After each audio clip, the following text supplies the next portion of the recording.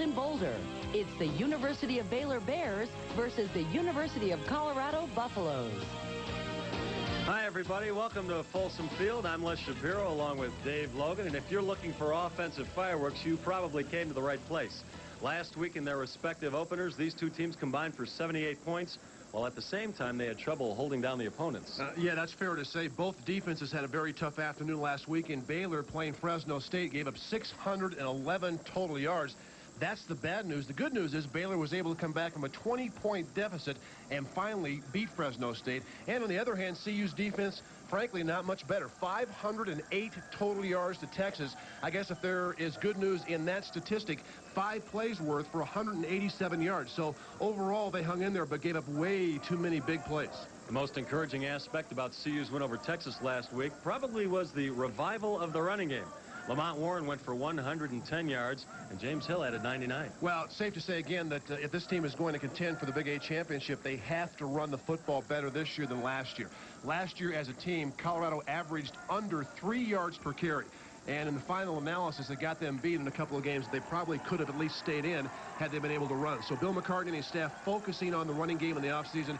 It paid off in the first win over Texas. Today, no doubt, we will see one of CU's all-time records fall. Lifetime receiving yardage. Charles Johnson and Michael Westbrook about to break that record. I think the best tandem in college football, Westbrook and Johnson, both guys capable of the home run.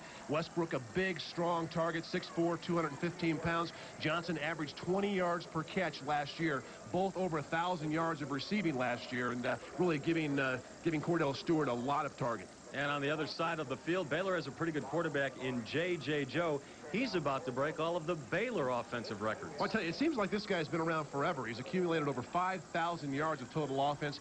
He has played big in both games against Colorado, and he's a guy you have to stop in the veer, but you also have to take care of his deep passing. Very accurate in the veer offense, and he's been able to hurt Colorado the last couple of years. You're right about that forever statement. I feel we've been talking about J.J. Joe for the last decade. It seems that way. All right, it's CU and Baylor, and the kickoff is next. It is our desire that every football fan has the opportunity to enjoy the game. Folsom Field on the campus of the University of Colorado in Boulder, Colorado. Capacity 52,000 plus, and we should have a sellout today on another gorgeous day in the Rocky Mountain region. We'll hit the mid-80s by the middle of this game. A little bit of a wind blowing. Temperature right now is 86. We've already hit the mid-80s. Humidity, a very nice 10%. The wind is out of the northwest, 15 to 25 miles an hour. These two teams are very familiar with each other, especially over the last few years. Overall, they are 4-4 against each other. Last year's match went to the University of Colorado, a 57 to 38 game. And you might remember the Buffs jumped to a huge lead in that game, 33 to 3. Baylor did make it a game in the third quarter, but CU pulled away for that final score of 57 to 38. And CU's only home loss since the 1988 season came right here against Baylor 2 years ago. As the Buffs get ready to come onto the field, let's go down to Mark McIntosh. Mark? Thanks a lot, Les. We are waiting for the Buffs and Ralphie to come out behind the gate here. I tell you, you're talking about the weather, very comfortable down here. It's a little hot, but a nice breeze is blowing. Dave Logan was talking about the defense earlier. Gave up more than 500 yards last week to Texas. This week in practice, talking to some of the guys who play on the scout team, they said they've never seen the defense hit any harder than they did this week. The defense is out to prove to people they're not that bad. Here come the Buffs and Ralphie getting ready to take on the Baylor Bears, the 10th rated Colorado Buffaloes. Les, back up to you. Thanks, Mark. That's 1,300 pounds of buffalo right there. You better be careful if you're attached to her. Running at speeds up to 25 miles an hour. The current Ralphie is Ralphie the Third.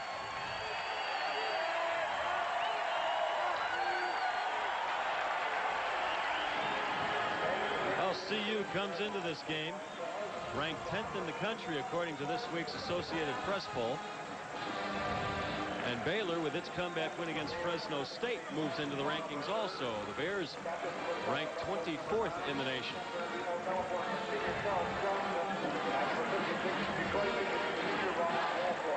Well, you see the signal from referee Terry Turlington. Baylor will receive the initial kickoff.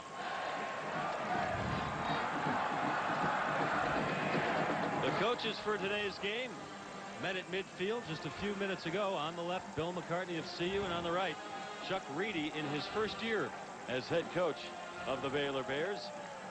He was on this staff 4 years as an assistant to Grant Taft, who resigned the coaching job after a long and successful tenure in Waco.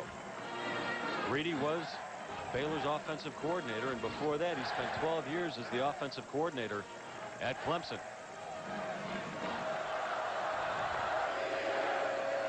If you're wondering about Baylor University, a little background. It's the world's largest Baptist institution of higher learning, founded in 1845, and they do tend to bring quite a few fans with them when they're on the road. The football program was established in 1899. They have an enrollment of 12,500 kids. And Baylor, of course, is located in Waco, which was a quiet little town near the epicenter of Texas until earlier this year, when David Koresh and the Branch Davidians grabbed the world spotlight. Well, the folks in Waco would like to forget about that and right now concentrate on football. Baylor comes into this game with a 1-0 record, a win over Fresno State in its opener, and CU also undefeated, 1-0, with a win over Texas right here in Boulder last week.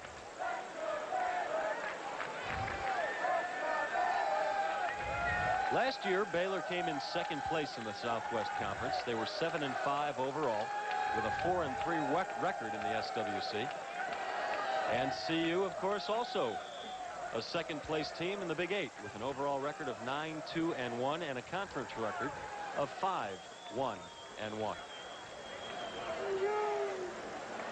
So the Buffs and Mitch Berger will kick off to start this game.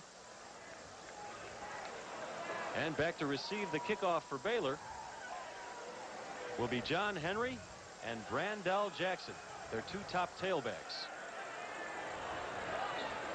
Also back there, Khalif Muhammad.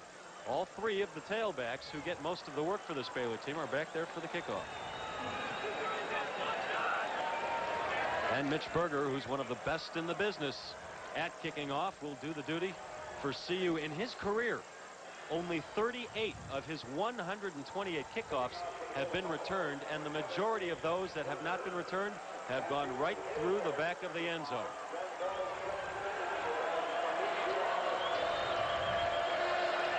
Here we go.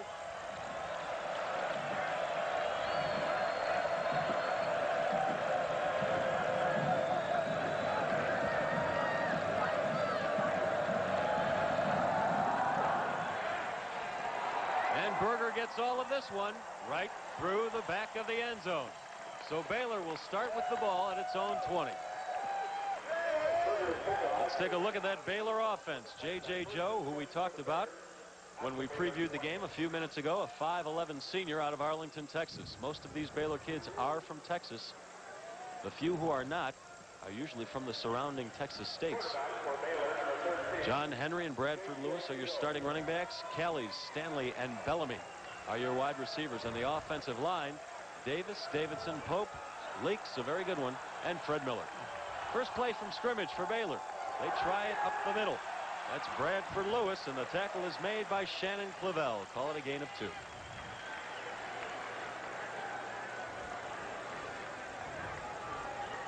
The front seven for the Buffaloes: Brian Diet, Shannon Clavel, and Kerry Hicks. The linebackers are Sam Rogers on the outside. Inside, it's Knutson and Ted Johnson. And on the outside, the preseason All-American candidate, Ronnie Wolford. And your defensive backs, a very seasoned lot: Chris Hudson, who had 2 interceptions last week against Texas; Collier, Lindsey,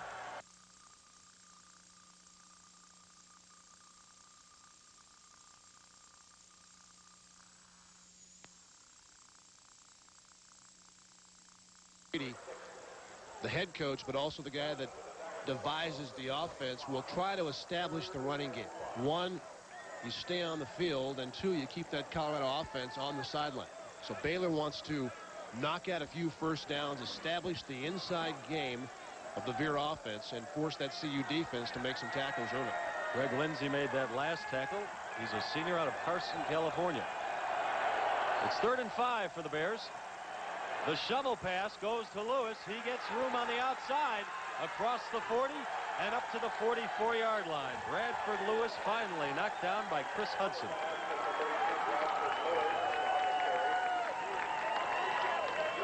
Bradford Lewis is small, but he's compact. 5'7", 205. You'll see Lewis come from left to right. 2 wide receivers to the right side really spread out the defense, and Lewis takes a shovel pass, runs right past Ronnie Woolfolk, and Baylor able to pick up the first down of the game. Baylor defensively with only 1 starter back, but keep this in mind. The offensive line, all 5 starters returned from last year's team. It was a pretty good unit. J.J. Joe running the option. There's a fumble. And CU has the ball. It's Dennis Collier on the fumble recovery. Fumble recovery by Dennis Collier. There's a buff down on the field right now. The training staff is out tending to him. We'll tell you who it is as soon as we get a look at him. Baylor, the veer offense. J.J. Joe tries to stretch this, but he pitches the ball, I think, a little bit too quickly. Although that was a pitch that should have been handled. John Henry can't come up with it, and CU with the first turnover of the game. You'll see, again, right side, the pitch hits Henry right in the face mask. And Henry looked like he was taking his eye off the ball to see where the defensive back was. The young man down on the ground being tended to is Greg Lindsey. And it looked like his own man ran him down from behind. It looked like Ronnie Woolfolk inadvertently pushed him down. And Lindsey is hurt right now. Up on his own 2 feet. He'll probably come out for a play or two. And if he's okay, we'll see Greg back in the ballgame shortly. Public Service Company. And right now on the field, the CU offense, led by Cordell Stewart. The fine 6'3", 210-pound junior out of Marrero, Louisiana. Boy, he had a first half against Baylor last year. He only played the first half because he sprained his ankle, but he went 16 of 17 in passing attempts for 251 yards and 3 touchdown passes. And right now he comes out intending to throw. That pass complete to Charles Johnson for first down yardage inside the Baylor 35. Kendrick Bell the tackle. And Colorado comes out first play with the misdirection pass, and I'll tell you, you'll see Charles Johnson just run a simple comeback. The ball gets there in a hurry, but watch his ability to catch it in his hands, and then as he bobbles it, grabs it on his way down. Both Johnson and Westbrook, the 2 wide receivers, have made sensational catches during the course of their career. And Charles Johnson just broke the CU all-time receiving yardage record. The ironic thing is it could be broken again today by Michael Westbrook. From the 34, Stewart throws again to C.J. on the other side.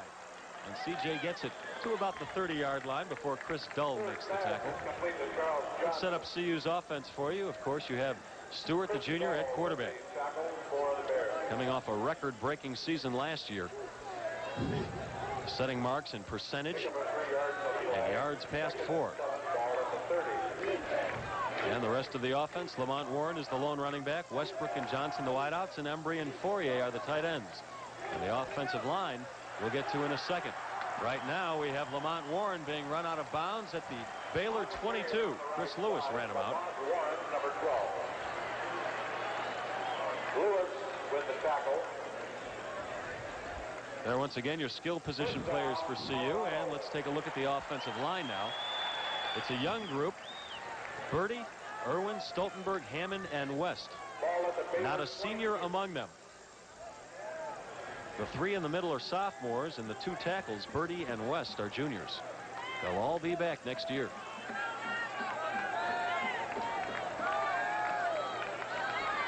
First down for the Buffs at the Baylor 22. Lamont Warren up the middle. He gets inside the 20, a gain of 4. Down to the 18. Chris Lewis makes the tackle. Let's take a look at that inexperienced Baylor defense that gave up 611 yards last week against Fresno State. The front 7, Alexander, Horton, and Strahan. Lewis, Kent, Dull, and Still. And the defensive backs, Kendrick Bell, Tyrone Smith, Adrian Robinson, and Chris Lewis. You might think that CU can pick on those defensive backs because 2 of them used to play offense until this year. 2nd and 6 for CU. This is Lamont Warren with a nice move down to the 11-yard line. Once again, Chris Lewis the tackle. Warren over the right side. And he's close to first down yardage. Colorado, again, trying to reestablish that running game. Looks pretty quick to me. Warren, the single back over right tackle. Once you get past the line in a one-back offense, you are on the strong safety one-on-one. And it's up to you to be your own blocker and runner. That time Warren able to skirt inside the tackle and gain an additional 3 or 4 yards. And the sticks are out measuring. Terry Turlington will tell us that the Buffs are a couple inches short of a first down. Bill McCartney back in the headsets this year. Elliot Uzelak, the offensive coordinator. He likes to pound them up front. McCartney realizing that last year they just didn't run the football with enough proficiency to win many, if any, games. Passing game got him through last year. So it's third and a very short 1 yard to go for the Buffs at the Baylor 12. Stewart sneaks it. This is going to be a close call. On the quarterback keeper, Cordell Stewart. That play is good for a first down. And the Buffs get the call. First down for Cordell Stewart and CU. You'll notice the CU offensive line with the guards backed off the ball about a half a yard. Again, Elliot Uzelak, the new offensive coordinator, feels like it gives the guards a chance or a better opportunity to look and see as to where they will block. 2 wideouts for the Buffs, both lining up on the left, and now Westbrook goes in motion. And Warren gets the carry. He's inside the 5, run out of bounds at the 4 by Chris Lewis. We've called his name a lot on the tackles, and that's not good for Baylor when your defensive back is making most of the tackles. Good job up front. Derek West at right tackle. Fourier, the tight end on the right side. West actually pulls, and Lamont Warren is running downhill. Left side of the Baylor defensive line completely collapsed inside, and there again is the strong safety that Warren is going to have to beat in the one-back offense. 2nd and 2 at the Baylor 3-yard line. Warren again. Down to the 1. Chris Dull the tackle. That's what you call a dull thump. And this was a scheme that last week against Texas really opened up the running attack. The 2-back attack with James Hill and Lamont Warren both in the game at the same time. 53-year-old Bill McCartney in his 12th year at CU with a 75, 51, and 4 record. He's coached more games than anybody in CU history, 130 of them. And with 2 more wins, he'll tie the legendary Fred Folsom for the most wins as a CU head coach, 77. So the Buffs pick up the first down. They are on the 1-yard line of Baylor. Early in the first quarter, 10:45 to go. 2 running backs in the game now for the Buffs. Warren is in.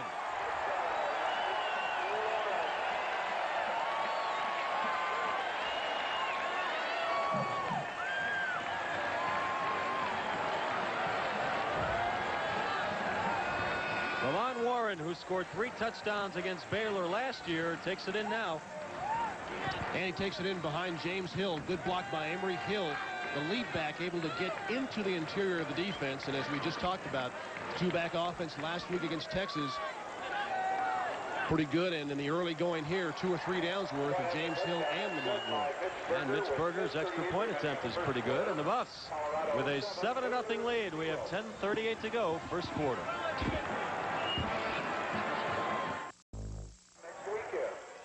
Well, with 2 tight ends in the game and 2 backs, you can run to either side. This time the lead to the right side. And again, James Hill powers through the hole. Sean Embry, an excellent block from his tight end spot, and the Buffs are on the board first. And getting ready to kick off once again. Lamont Warren, the man who scored that touchdown, a 6'1" junior, had a bit of a down year last year, just 512 yards. He led the Buffs, but it was nowhere near the statistical success he had his freshman year when he ran for 830 yards. Well, the wind knocks the ball off of the tee, so Mitch Berger will reset it. And back to receive the kickoff for Baylor, Khalif Muhammad. and Brandell Jackson.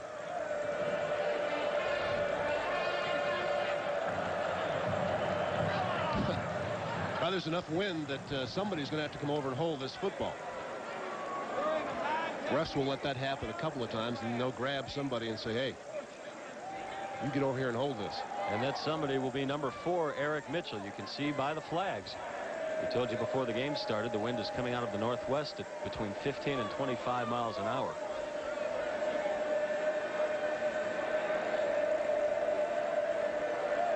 So Eric Mitchell will hold while Berger kicks off.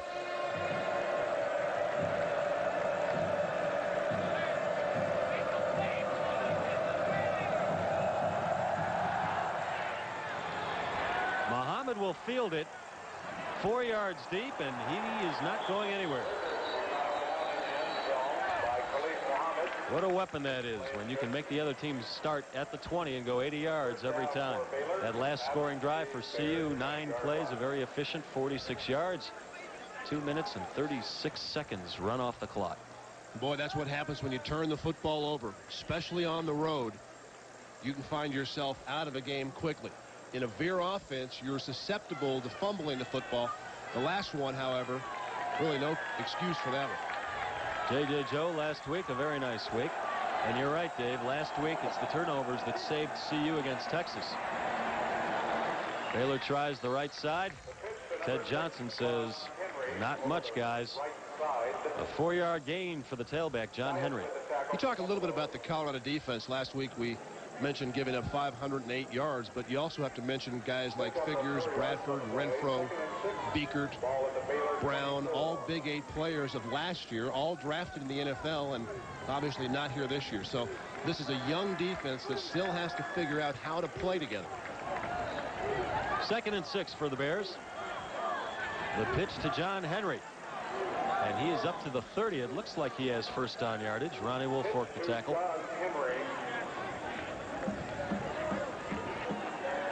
And yes, they will move the chains. John Henry squeezes out the first down.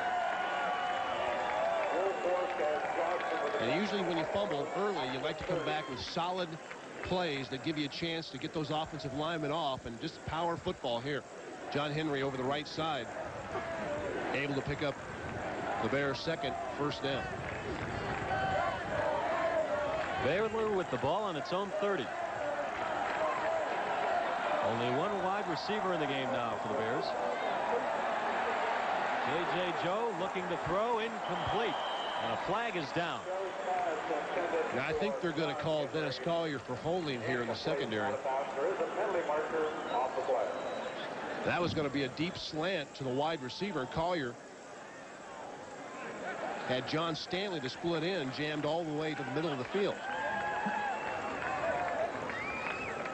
As the officials talk it over, we'll tell you Greg Lindsey, starting safety for the Buffs, is back in the ball game. He came out in the last series, had the wind knocked out of him. Well, that wind has been replaced. Well, they'll march off some yardage against the Buffs. A 10-yard penalty brings the ball up to the 40-yard line.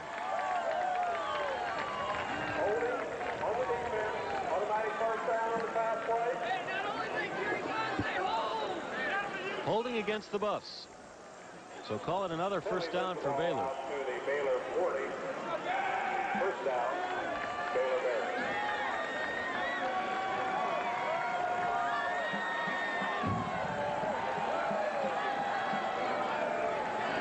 Up the middle goes the big fullback, Robert Strait. Shannon Clavel stops him after 3 yards. Robert Strait is a real ton. Last year, 496 yards rushing. He has 23 career touchdowns at Baylor. He's a hard man to stop once he gets ahead of steam going. Although he's lost his starting spot this year to Bradford Lewis.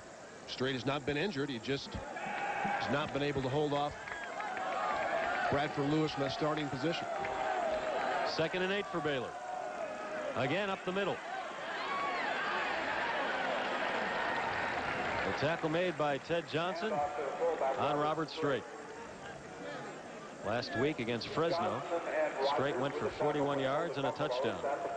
And Ted Johnson, the junior out of Carlsbad, California, made the stop. Boy, high praise from his coach, Brian Cabral, who said he can be better than Greg Beaker. Better athlete, bigger and stronger, faster. Now you just have to turn out to be a better player, because Greg Beaker, although he didn't have all of the physical tools, was an excellent college player. 3rd and 4 for Baylor. Again up the middle. Straight. Stood up. Did he get the first down yardage? Ted Johnson did a great job standing him up. I think he's a little short. And this is how you have to play at linebacker when you play against a back that weighs 245 pounds. You have to get the leverage to stop the initial surge. You'll see Ted Johnson come in and get underneath straight and then pick him up on the ground. Excellent job there. You can see the ball just short the middle part of the 50-yard stripe. And Coach Logan, you were right. They are a couple inches short of that first down. That brings up 4th. And Baylor will go for it with a full house backfield. 3 running backs behind J.J. Joe. The Buffs jump off sides. Let's see if they were drawn by an illegal move on the offensive line. No, I don't think so. That's just not a good play. Shannon Clavel, the sophomore, at nose. That's the one spot you shouldn't jump off, because the ball's right in front of you.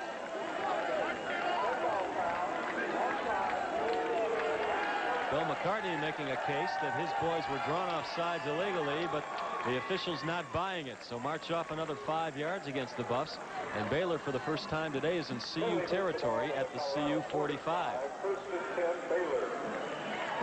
And it's a first down. We've got 7:20 to go in the first quarter. CU with a 7-0 lead. The pitch to John Henry. He gains 4 yards. John Knutson and Shannon Clavel wrap him up. We talked about Baylor's offensive line, all returning starters. Pope, Leaks, Davidson, Davis, and Miller. The smallest at 267. The biggest at right guard, David Leaks, 6'4", 342. And not many leaks there. Oof. You get an idea as to why Baylor likes to run the ball between the tackles. 2nd and 6 for Baylor at the CU 41.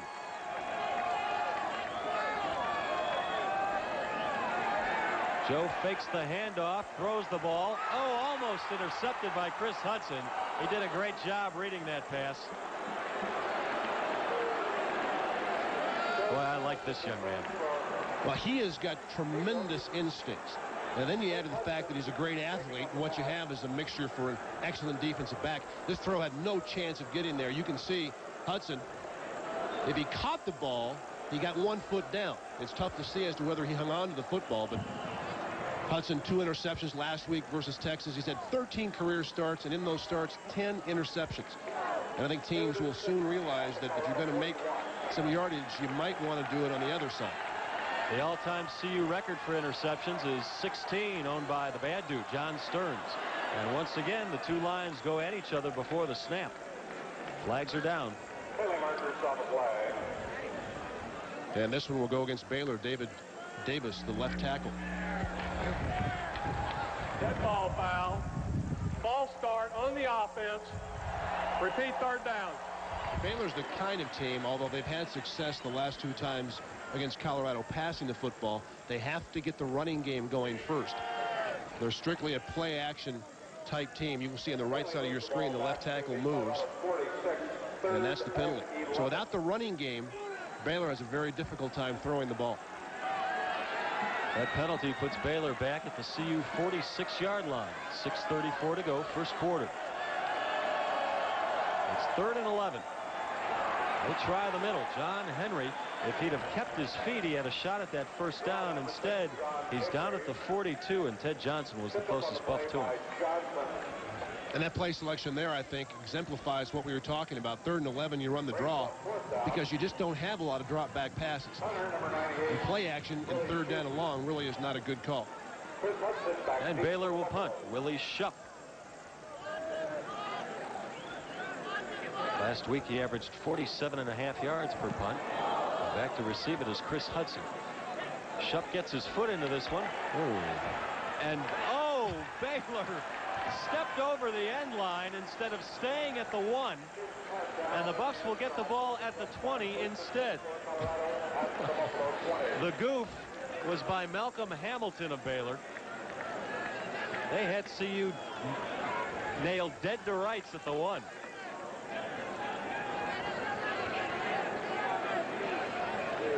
And we'll take a break with CU leading 7-0.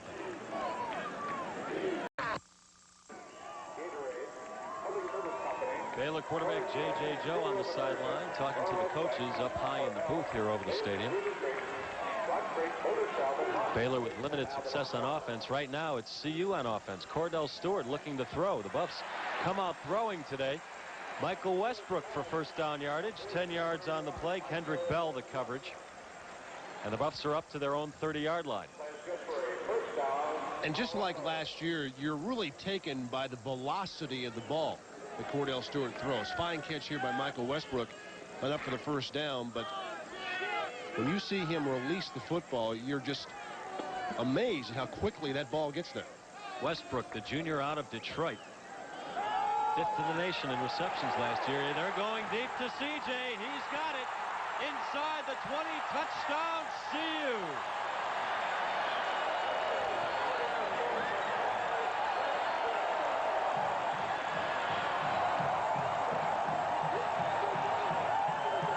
Well, besides a great throw and an excellent catch, the one thing that makes this play is the fake of Cordell Stewart.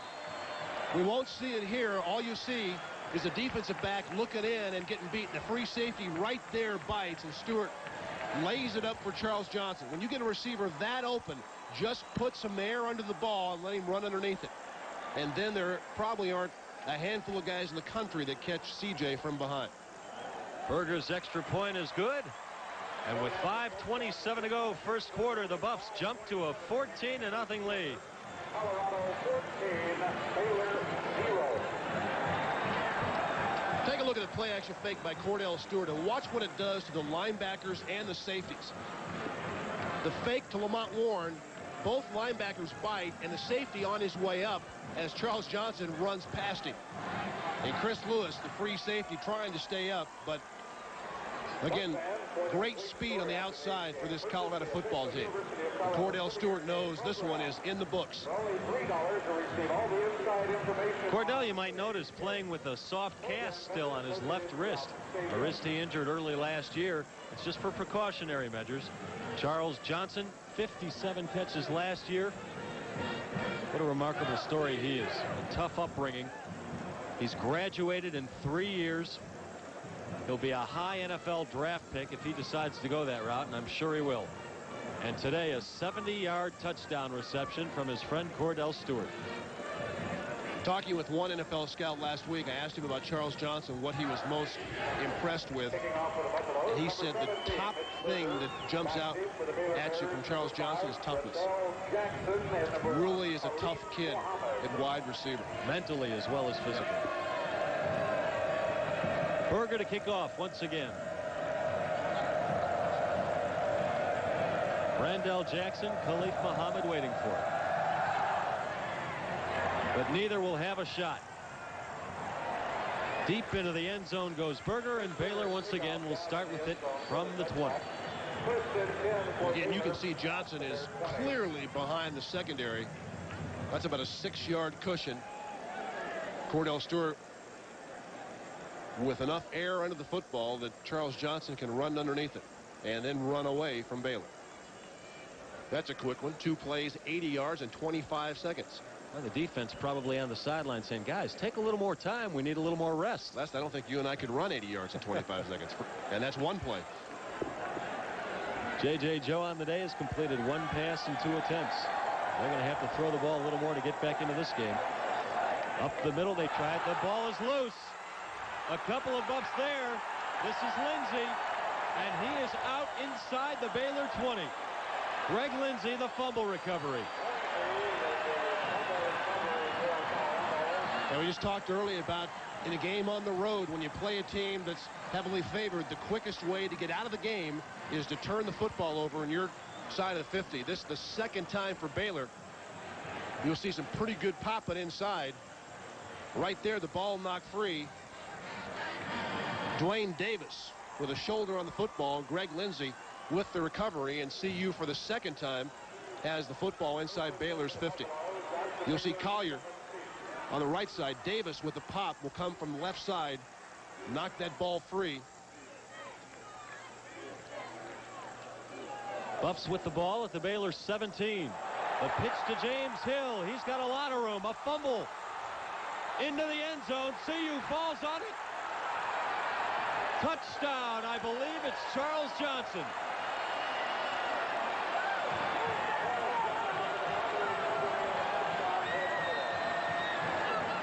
Boy, those are the two quickest touchdowns Charles Johnson will ever score.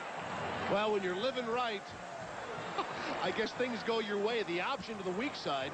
And this thing looked like a touchdown right from the start, but James Hill will have the ball stripped. You see it bounce into the end zone, and CJ, Charles Johnson, able to gather it in. Chris Lewis, the safety, knocked the ball free, but the Buffs score anyway. Mitch Berger, who's had a very busy first quarter, makes it CU 21 and Baylor nothing with 5:08 still to go in just the first quarter. Well, it looked like James Hill was on his way to the Buffs' third touchdown. The ball knocked free, and you can see Charles Johnson in the end zone almost all by himself. Gathers it in, draws a crowd, and the Buffs with their second quick scoring drive. They've scored 2 touchdowns now in 35 seconds.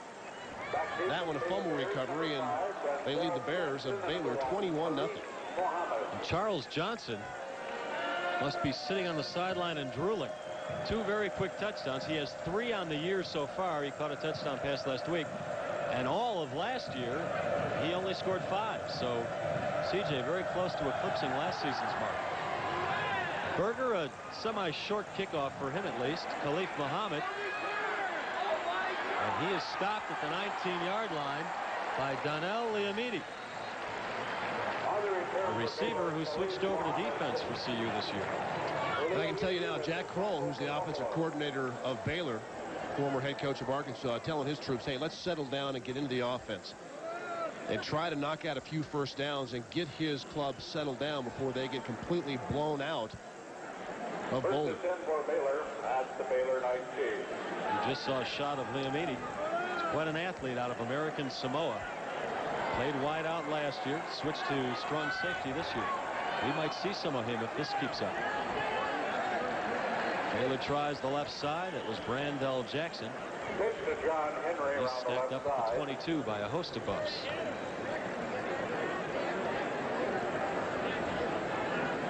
Well, keep in mind, Baylor last week was down by 20 points to Fresno State and came back to win that game. So don't go anywhere yet, folks. We have 4:35 to go in the first quarter. CU with a 21-0 lead. But on the other hand, though, playing at home certainly helped them. Plus, it was extremely hot, and reports had Fresno tiring in the second half, and J.J. Joe got incredibly hot throwing the football. J.J. Joe brought down by John Knutson right at about the line of scrimmage. Well, when you play the veer, you have to try to get as much penetration as you can and take care of the fullback. You see the fullback tackled at the line, and there's the penetration. Knutson from the outside, Clavel from the nose, chasing down the line. And you force Baylor into a situation that they don't much care for, 3rd and medium. Darius Holland now in the game on the defensive line for the Buffs. Joe needs to throw on 3rd and 5. He has a man open, and it's complete at the 40. Dwayne Davis makes the tackle, and the receiver hurt on the play. One of the things that impressed Bill McCartney about J.J. Joe was his accuracy throwing the deep ball. This, not really a deep throw, a tremendous catch by Todd Crawford, the tight end. Davis with pretty good position, but Crawford able to stretch out and hang on. And now he's stretched out on the field as the training staff looks him over. 3:39 to go, first quarter.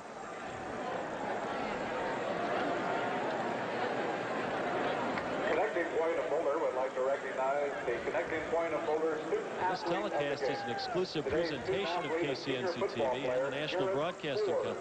Any reproduction of this telecast without the expressed written consent of KCNC TV is prohibited. 1992 academic All-Big 8 team. He owns the highest GPA of all the Look at the Baylor sideline. Some concern for their fallen teammate right now. The Connecting Point, located at 30th and Pearl, salutes today's We believe that's student Todd athlete of the game, Crawford, Garrett the Baylor Ford. tight end.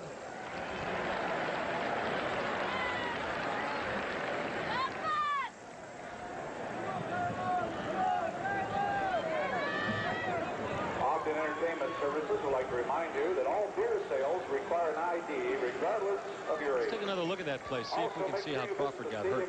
You see the throw on the outside. The tight end just goes to the flag or corner. Watch this catch. Arms extended on his fingertips. Looked like he fell on his right shoulder. And again, pretty good coverage by Dwayne Davis.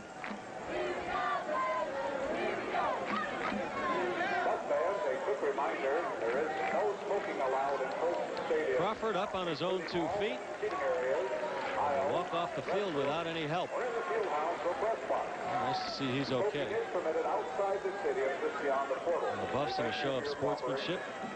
Pat him on the back as he walks by. Todd Crawford, the injured player for Baylor. J.J. Joe now with a first down situation at his own 40-yard line. And Baylor needs a quick strike. Down 21 to nothing. Pass to Crawford for the first down at the Baylor 40. 3 running backs behind the quarterback. It goes to the first man through, Bradford Lewis, and he gets about 3 before Shannon Clavel makes the stop. Clavel very active today. 270-pound sophomore out of New Orleans. Bradford Lewis had a pretty good game last week against Fresno State. Besides the 60 yards rushing, he scored 2 touchdowns.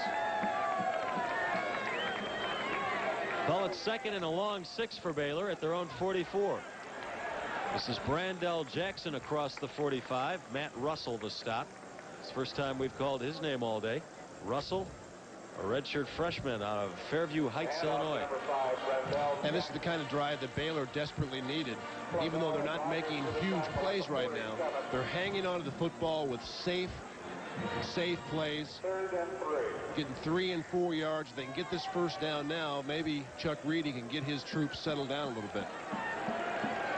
Well, 3 more yards would get him into CU territory. They're 3 yards from midfield, and it is 3rd and 3. And it looks like Bradford Lewis has it. Russell again the stop. It is a first down for Baylor. They'll move the chains.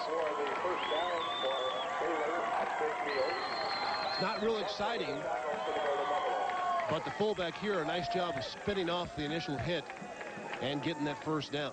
And that's the kind, again, that's the kind of running and the kind of plays you get from Baylor, and then they lull you to sleep and hit you with that deep pass. A lot of cheers for Bradford Lewis when he carries the ball. He's a Waco kid. Local favorite. First down at the 50. This is Brandell Jackson inside the 45. A gain of 7. Clavel the tackle. Over the right side for Baylor. Jackson with a nice cut here from the tailback position. Lead blocked by the fullback. Jackson able to spin away, and right now Baylor's picking up significant yardage on the ground. If you can get in 2nd and 4, you're predominantly a running team. You're going to like your chances in 2 cracks of picking up another first down. 1:20 to go, first quarter. Baylor in CU territory. Another fumble. Looks like CU has it again. Yes. And it's Shannon Clavel with the fumble recovery.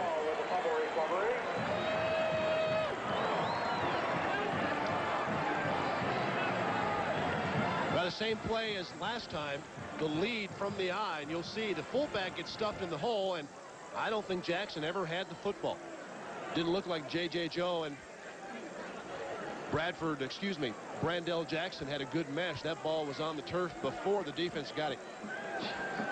CU with the ball, their 3rd fumble recovery of the afternoon. And the Buffs try the middle. Let's go down to the field and Mark McIntosh. Mark? Thanks a lot, Les. That was Rashaan Salam's first carry of the year. It's going to be kind of fun all day to watch the battle between Charles Johnson and Michael Westbrook. Westbrook caught a 10-yard pass early in the ball game, so then he passed Monty Huber as the career reception yardage leader. Then Charlie Johnson caught the 70-yard pass, so now Charlie Johnson's in front. They're going to have a battle all day. Back up to you guys. Mark, not just all day, all year. They'll probably go back and forth. 2nd and 10 for the Buffs. Cordell Stewart on the out pattern, banged right off the helmet of Charles Johnson. You see CJ slapping his pads. I think at times even receivers who work with Cordell Stewart every day in practice don't completely figure that ball to get there quite as quickly. Cordell Stewart saying that's okay. That thing hit him right in the face mask. You don't see Charles Johnson allow that to happen all that often. It's 3rd and 10 from their own 45. The Buffs, Cordell Stewart complete to Westbrook. First down and more inside Baylor territory. Finally dragged down at the 40 by the linebacker Chris Dull. Boy, this is the nice thing about having a wide receiver the size of Michael Westbrook. When you run him on the slip screen, he comes down from the outside. Now you've got a guy that runs 4-4, but he's almost the same size as a tight end. Westbrook able to pick up the first down. Conversely, the quarterback who throws the screen doesn't quite get away with as much ground as the wide receiver. Cordell Stewart did get banged up on that play, but he's okay. Salam tries the left side. And he's inside the 40-yard line. First quarter winding down, 5 seconds to go. The Clubs will let it run out. And at the end of one, CU well in command of this game, 21-0. Earlier by Cordell Stewart, this is what happens to a quarterback when he throws the screen. He has to hold the ball to the last minute and then duck. Michael Westbrook is running up the field behind the big offensive lineman and making people miss, and everybody's cheering, and Cordell Stewart's under about 900 pounds of beef. Wondering if the pass was completed and if Michael Westbrook gained any yardage afterwards. Boy. 2nd and 6 for the Buffs at the Baylor 36. Trying to add to that 21-0 lead as we start the second quarter. Stewart takes off inside the 15. Smartly runs out of bounds at the 13. Boy, he just flies, doesn't he? Appropriately described. I think when Cordell Stewart first began to play quarterback at Colorado, he would have tried to turn this up and take on 3 defenders for extra yardage. As you play more and more, you realize that that's not the wise thing to do. Get what you can and then duck out of bounds. You stay healthier a lot longer. Smart play by Cordell Stewart. And he has had problems with his health because of tendencies like that. Not anymore. First down for the Buffs at the Baylor 13. 2 wide receivers, both lined up to the right of Cordell Stewart. Here comes the blitz, and Stewart is audible. Runs the option. This is Salam. He might have gotten a yard out of that. Henrik Bell gave him a good smack. Knocked out of bounds by Bell. Let's take a look at some stats from the first quarter. You know, if you look at this at face value, outside of yards passing, it doesn't look like Baylor played too bad a first quarter. What you don't see there are turnovers. Baylor fumbled the ball away 3 times, and that's why the Buffs lead 21-0.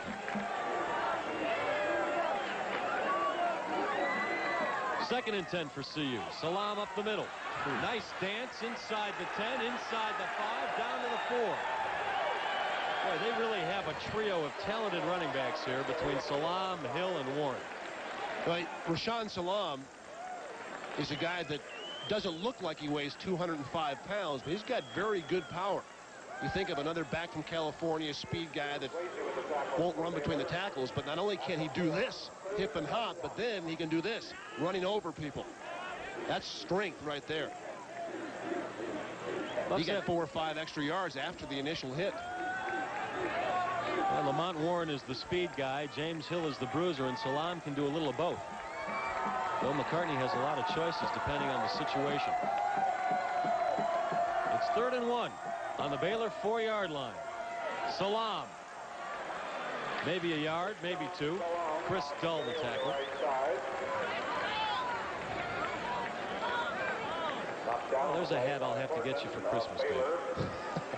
I already have one, Les.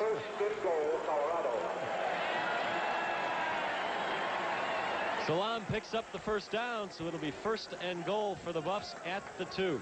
See, it's down at this position of the field that last year Colorado had all sorts of problems knocking the ball in the end zone because they refused basically to go to a two-back system. Now you'll see once they get inside the 10-yard line, you'll see two backs a lot. One of the first things Elliot Uzelak installed when he came over here as offensive coordinator. Stewart rolls right. He is in. Another touchdown for the Buffs.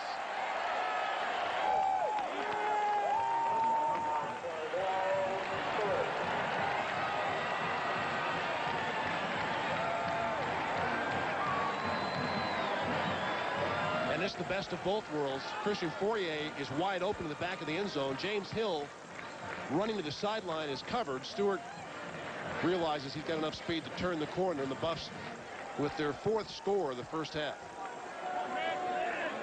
Berger's leg's going to get tired. The extra point is good. His 4th of the game.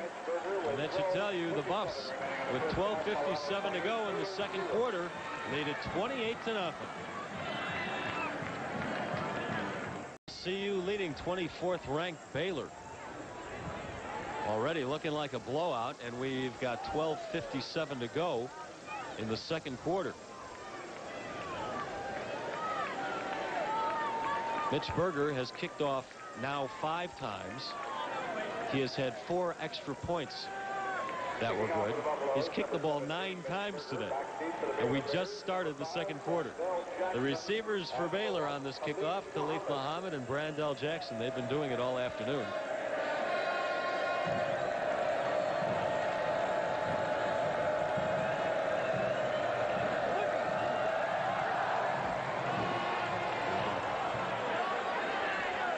Brandell Jackson does the smart thing and downs it 6 yards deep in his own end zone. That last scoring drive for CU went 8 plays, 55 yards in just 3:17, culminating in a Cordell Stewart touchdown run. So Baylor with the ball at its own 20. And one of the major rule changes in college football this year, Dave, they've moved the hash marks in 6 feet 8 inches from last year's marks. Yeah, and offensive coordinators everywhere jumping up and down for joy, while the defensive coordinators are saying, why did you have to do that? Really helps the offense. There's no short side of the field anymore, and you can't, as a defensive unit, you can't play people to the sideline, to the short side, and use an extra player to the wide side, because now you've got 2 wide sides. It also puts the field goal kicker closer to midfield, so he's not kicking it at such a bad angle, such a severe angle, more head-on towards the goalposts. Well, now if you're Baylor, you almost have to change your personality a bit offensively. You have to find some way to get some points on the board. Although you've been able to run the ball fairly well. This is Straight running it fairly well for a first down up to the 34-yard line before Dennis Collier stops him. Got to find a way to score here in the last 12 minutes plus of the first half. Robert Straight, we talked about, the big fullback, 245 pounds. He just steps through the defense. You can see CU defensively still trying to tackle the football. 6 turnovers against Texas. They've already had 3 here against Baylor. And you can start to believe that you're a pretty good defense when you cause turnovers like that.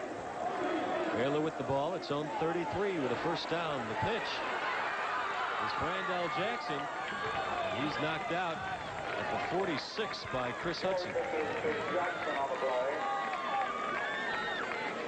Knocked out of bounds by Hudson. Now the Veer offense, the option attack, and Baylor's been good at running inside. This time J.J. Joe slips the fullback and continues down the line. And Jackson has the corner turn before he even catches the football. Well, Dave, Baylor is running the ball effectively, but when do you start putting it up down 28-0? Well, I tell you, I think they'd like to use a lot of clock here and just knock one in if they can continue to run. They just need to score on this drive. Joe will go into the air now. Nowhere near the intended receiver, Brandell Jackson. I think he saw his man was covered, and he basically just threw it away. Well, and CU defensively realizes the last couple of times they played Baylor, the Bears have hurt them with long passes, and so they've worked on that this week. And J.J. Joe has not had any open receivers so far this afternoon. You see 2 and 4 for only 34 yards. You're right about hurting him for long passes. He only completed 6 against the Buffs last year, but he racked up 262 yards in the air. They had 3 plays of 72 yards or more. This time incomplete to Robert Strait. And that'll bring up 3rd and 10 for Baylor. For Robert Strait, incomplete.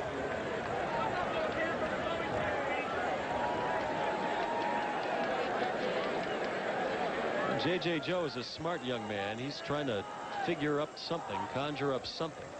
All-conference academic team in the Southwest Conference.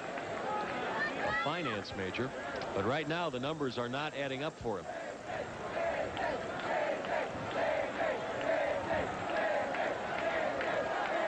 Third and 10 for Baylor at its own 46. We've got 11:30 to go, second quarter. CU leads it 28-0. Good rush. J.J. Joe can't shake off Ronnie Woolfolk. Yes, he does. And across midfield, down to the CU 43-yard line. What a play to shake off big Ronnie Woolfolk. Oh, this is just a great play. This is going to be a shovel pass, and the running back will get knocked down inside. And so when J.J. Joe tries to shovel, there's nobody to put it to. And he just finally pulls away from Ronnie Woolfolk. And then with a great move here, gets enough yardage for the first down. The shovel pass with nowhere to go, and you can see Joe just yanks himself out of the grasp of Ronnie Woolfolk, and then Jersey hanging is off to the races for the first down. Baylor at the CU 43. Up the middle goes Lewis inside the 40. A gain of 4. Shannon Clavel the tackle. Over the left side for Baylor. Shannon Clavel really started coming on strong at the end of last year. Clavel making the stop. Had 4 tackles and had a sack in the Fiesta Bowl against Syracuse.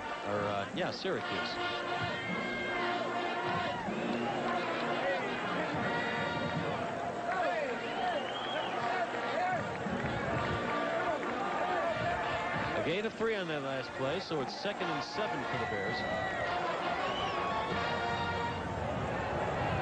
Joe complete. A nice catch made by Dustin Denard. Chris Hudson on the coverage. Short of the first down. Denard, the outside receiver, you'll see makes a nice catch here. Good adjustment on the ball thrown behind him. And again, Baylor pretty basic in their pass attack. Pitches, short routes, and play action deep. You being a former wide receiver in college and in the NFL, what's the toughest adjustment to make, the hardest ball to adjust to? I think it differs from receiver to receiver. For big guys, it was always the ball thrown low, down below the knees, because it's a long way to reach. Some guys, the ball thrown behind them. Busted play, the snap got to J.J. Joe, but it was bobbled first, and Darius Holland is in there to make the tackle, and a loss for Baylor. And I think Baylor's going to have to think about going for it here in 4th down. Joe never got the football. Looked like he had his face mask grabbed there, hops over one of his own linemen, and finally gets pulled down from behind. Down 28-0. I don't think, even though it's 4th and 6 on the 39, there's much of a choice. Baylor suffering from a real bad case of the dropsies today. They've already lost 3 fumbles. They almost let another one loose there. Back at the 38-yard line of CU. And Baylor will go for it. It's 4th and 6. And a flag down. Didn't see any movement. May have been time clock, too much time. Although when the play was blown dead, there was still 1 second left. Ball start on the offense. Yeah, there's still 1 second left on the 25-second clock, so somebody must have moved out of a 3-point stance. And now Baylor decides on 4th and 11, they need to punt. Willie Shupp comes into the game. For Baylor, number 98, Willie Shupp. Back to receive it is number 47, back with Chris Hudson. Willie Shupp, the punter.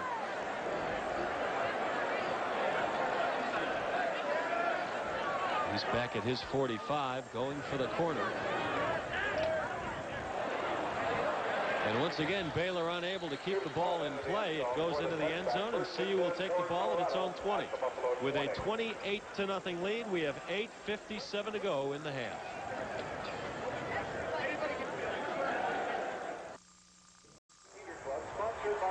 .857 to go, second quarter. CU leading Baylor 28-0, and the Buffs have the ball at their own 20-yard line. Into the ball game now for the Buffs on the offensive line. Matt Lepsis at left tackle. Cordell Stewart. The pass is caught and complete to the tight end Sean Embry. Young man from Englewood, Cherry Creek High School. Well, the misdirection play again. We've seen Cordell Stewart run this a lot. And then both tight ends, this tight end to the side of the roll releases outside. In this case, the tight end the left side, Sean Embry, just runs a crossing route and wide open. First down, Salam tries the left side. Up to the 33, a gain of 2. Charles Horton the tackle. Well, along with our viewers all over Colorado who can pick up Channel 4 KCNC, we'd like to welcome our friends down in southern Colorado watching the game on KOAA. Pick up 2 yards on the play. 2nd and 8 ball at the Colorado Nice to have you with us. 33. And if you're a CU fan, I'm sure you think it's very nice also. 28-0 the Buffs. Cordell Stewart on the day, not too bad. 6 for 7, 124 yards, and a touchdown pass to Charles Johnson. He's also run one in. Stewart to CJ right there. First down. CJ gets the extra yard with the stretch. He's in Baylor territory. Philip Kent stops him. And because of the speed of these two receivers, as a defensive back, you have to give them a lot of cushion. Cordell Stewart, a 5-step drop. That ball just outguns the defensive back. Really not too bad a coverage by Tyrone Smith, but Charles Johnson able to skirt for additional yardage. That's tough to play. As a defensive back, you got a quarterback with that kind of arm. Salam. And he pulls his way down to the Baylor 40. A yard short of the first down. Daryl Gardner made him come up short. And Rashawn Salam will get a good block outside by Charles Johnson as he bounces around the end. Make that Michael Westbrook who drew the block. You can see the CU running game even early this year has a much different look than what we saw in all of last year. Changed the blocking schemes and really concentrated more on getting that running game geared up. 2nd and 1 for CU. Cordell's going to try and make it himself. He does, and goes out of bounds inside the 35. Back to Rashawn Salam for a second, the sophomore out of San Diego. This is his first game action this year. He was suspended the first game because he violated team rules. And he's showing pretty well here today. There's a buff down on the field. Good look at Mr. Salam. He was in uniform for the Buffs last year, bothered by an ankle much of the year, however. Ended up running for 158 yards. That's Baylor. A Baylor coach on the sideline. Those little arrows, the little squigglies, are missed tackles and fumbles. Safe to say he was not an art major in college? Now, when you fumble that many times, you start to squiggle a little bit more, see? Then you fumbled here, and you jumped outside. Then we missed the block, and you fumbled here. And before you know it, you got a lot of little squigglies out there. Now, that to me looks like something out of War of the Worlds. The alien spacecraft. Chad Hammond, hurt for Colorado. Got hurt in a cut ball. Number 76 right there. Touchdown Chris Dull, the linebacker, and injures himself. And the sophomore out of your alma mater, Wheat Ridge, is taken off the field. Chad Hammond, starting offensive lineman. Buffs have a 1st and 10 on the Baylor 34. We've got less than 7 minutes to go, second quarter. Salam tries it off left tackle inside the 35. Gain of a couple. Philip Kent the tackle.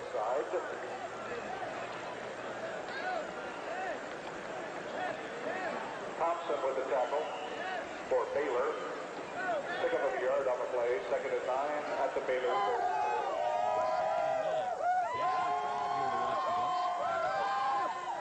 30. The only game not sold out this year is the Kansas game. I believe there's still a few tickets left, and if you're interested, give the CU Athletic Department a call this week.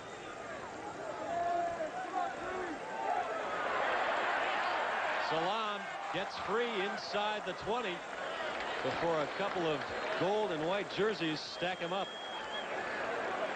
It's a gain of 13 yards for Rashawn. Boy, when you're ahead 28-0, you can really start to concentrate on any phase of the game you'd like. The running game in particular, you saw an excellent block as Salam broke over right tackle Craig Anderson. Doing a good job there. Somebody lost their shoe.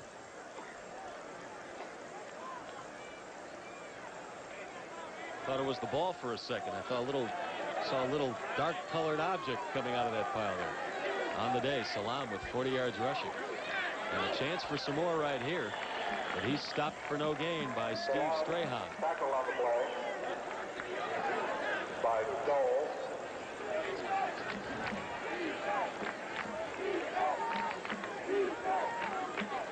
Salam getting a lot of time this afternoon. Lamont Warren started at tailback. Of course, when you run by a defense for a long touchdown reception, they then give you a lot of respect. That's a 10-yard cushion.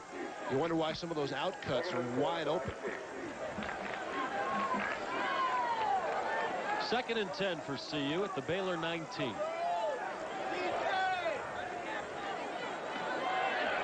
That looked like a busted play. Stewart will try to make something out of it, and he gets hit very hard by Kendrick Bell. He gets a yard out of it, but Dave, I don't know if it was worth it. Well, again, a quarterback's nightmare is when you turn around to hand it off and there is nobody. All right, so you try to make something happen, and before Cordell Stewart could get down, he took a pretty good pop by a guy, Kendrick Bell, who was an offensive player last year, converted running back in the spring. And word from the CU sideline, starting offensive lineman Chad Hammond has a lower back bruise. We're not sure if he'll be returning to the game or not. 3rd and 9 for the Buffs at the Baylor 18. Little dump off to Salam. He is stopped for a loss of 1. Philip Kent had him wrapped around the ankles. That's a good job in the open field by Kent, who's playing linebacker this year. Last year he played safety, but when you've got a running back the caliber of Rashawn Salam out in the open field and you can make a tackle like this, you've done a great job. Wrap him up and hold on. Mitch Berger will attempt a 36-yard field goal. This is his first field goal attempt of the year. He was 6 for 12 last year. And that kick is no good. Wide left. So the score remains CU 28, Baylor zip, and we have 3:44 to go in the first half.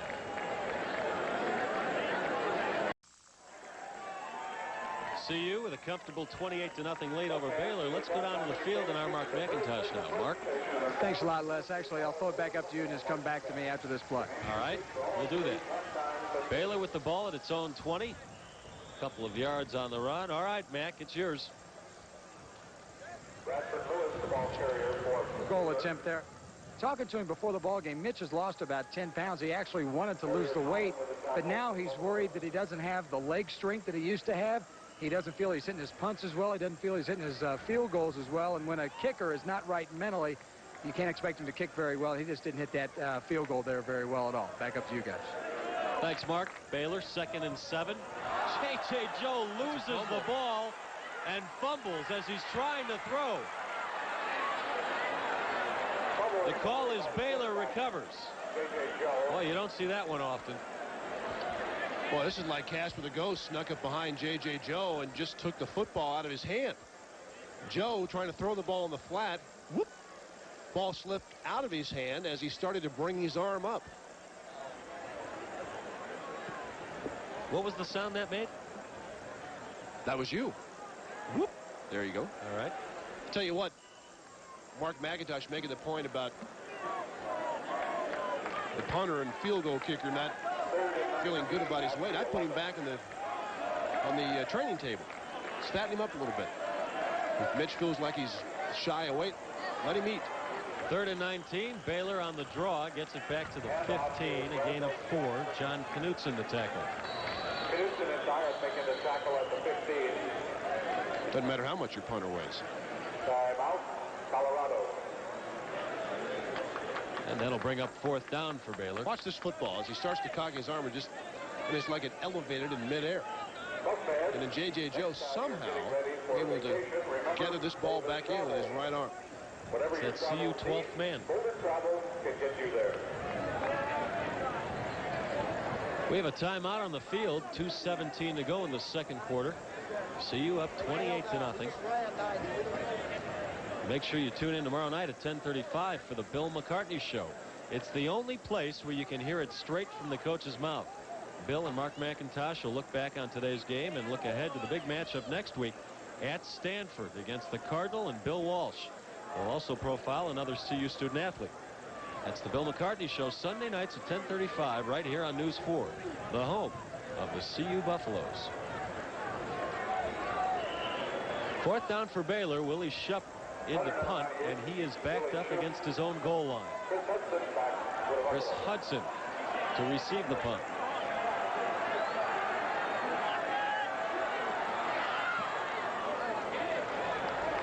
Straight down the middle of the field. Hudson from his own 36 puts a nice move on, gets to the sideline in Baylor territory, and he steps out of bounds inadvertently.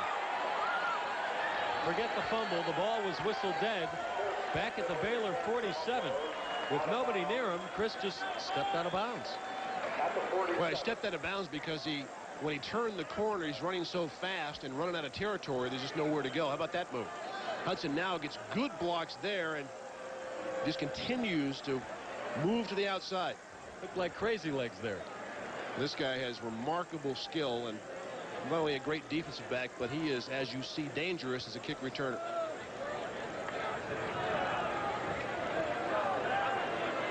So CU has the ball in Baylor territory at the 47. Cordell Stewart still in the ball game at quarterback. It's complete to Westbrook. A fumble. Baylor with the ball. Michael Westbrook fumbles, and Philip Kent, the linebacker, recovers. And this really was very good coverage from Baylor. I'm not sure how Westbrook got open to catch this ball initially, but he is surrounded by white jerseys. And then as he tries to make a move, you can see there, number 11. Kendrick Bell knocks the ball free. 3 defenders around Michael Westbrook, who ran a hitch route at about 12 yards, and Baylor finally recovers a fumble. Credit that fumble recovery to Chris Lewis and not Philip Kent. Chris Lewis, the defensive back. J.J. Joe, good pressure on him. That's complete. No, incomplete. Baylor's lucky it wasn't complete, or CU would have had another fumble recovery. And this is what we talk about Baylor coming out of their true personality. Now Baylor trying to throw the football, and not enough time in the half to really play action, and certainly not enough time to run the football, so they have to drop back and throw it, and they're just not very good at it. Brings up 2nd and 10 for the Bears from their own 39. Less than 2 minutes to go, first quarter. Flags down. Movement on the line again. And Baylor's heading north, which means it'll be against them. Shannon Clavel playing a whale of a game on defense. We've been calling his name a lot today on tackles. Dead ball foul. Ball start on the offense. 5-yard penalty against Baylor brings up 2nd and 15.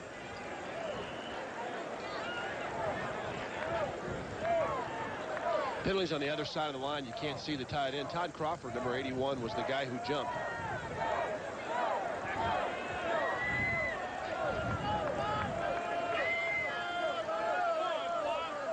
Joe to throw. Over the middle, wide open was Brandell Jackson, but Joe threw it at his shoe tops. Incomplete.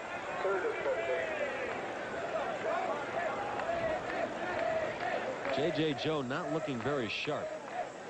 Well, you're asking him to do a lot of things that he's just not capable of doing. Joe is best when he's running the option and then pulling the option back out and throwing the deep ball. But when you ask him to drop back and spread the football around. That's not what he does best. 3 of 8 for 37 yards for Mr. Joe. In the game right now for the Buffs on defense is Michael Westbrook, playing a safety position. They like his size back there, 6'4". And once again, Joe throws short to Brandell Jackson. Well, we were told Michael Westbrook might play some safety this year. We saw him in the game there. The play just didn't come his way.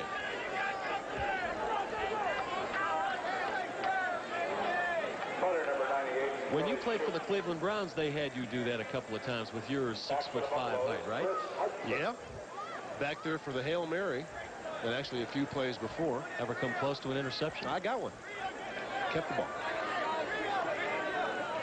Who threw it? Steve Bartkowski. Of course, he threw a lot of them. A big name from the past. Wow. Boy, Shupp really kills this one. Chris Hudson tries to pick it up at his own 4. Has a little room, finds the sideline, and turns it into a 21-yard run back up to the CU 25-yard line. Michael Benjamin ran him out. We've got 1:27 to go, first half. CU with a 28-0 lead. You may say, why does he try to field this inside the 10? It's actually a smart play. He was going to let it bounce, saw that it was going to bounce and die inside the 10, and then picked it up, and you can see why Chris Hudson, by the time he is done, will be one of the better punt returners, not only here at Colorado, but in the country. First down for the Buffs at their own 25.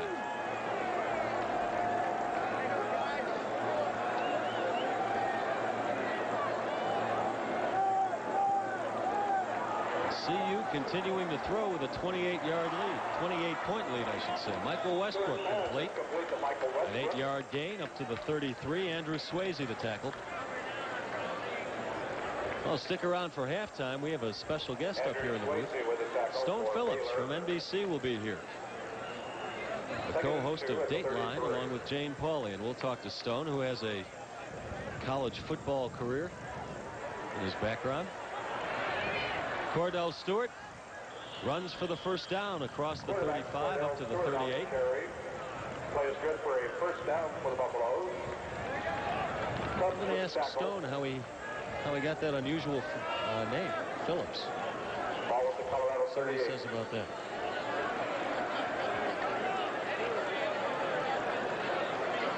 .45 seconds to go, second quarter.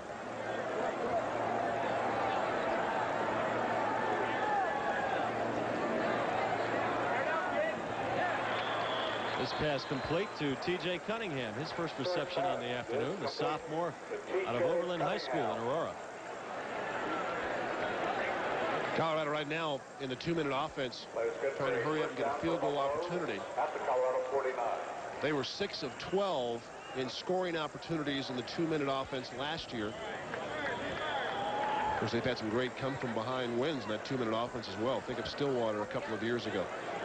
And Oklahoma last year, they got themselves in a position to tie the game. Very effective in that 2-minute drill. According to Dave Platty in the SID's office, the last 67 times the Buffs have been in that situation, they've scored 47. Very nice percentage. Either a field goal or a touchdown. Buffs with 2nd and 10 at their own 49. Stewart dumps off to Warren. He's across midfield. Gain of a couple. Tony Tubbs the tackle.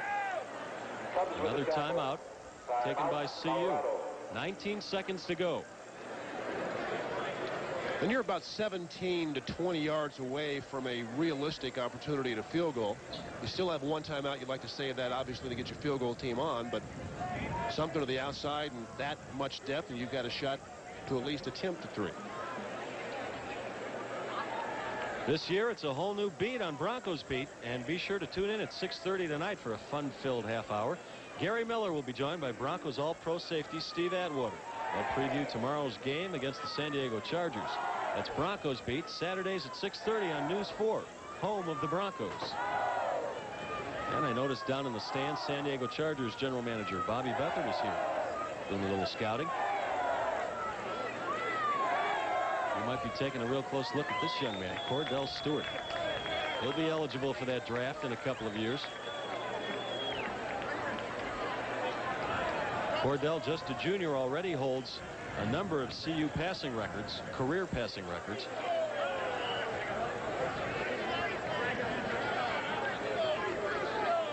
Third and 7 for the Buffs. In Baylor territory at the 48. On the day for Cordell, he's only thrown 2 incomplete passes. This time he's complete to Charles Johnson. Out of bounds at the 39. Another first down. 14 seconds to go in the half. Flag down on the field on that play. I'm wondering if Colorado might have had an illegal receiver downfield on this play.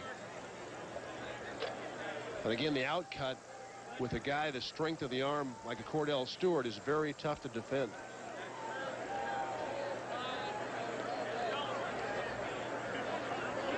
There were two tight ends downfield, but I'm not sure one of them might not have been covered to the outside receiver. Let's see what Terry Turlington says.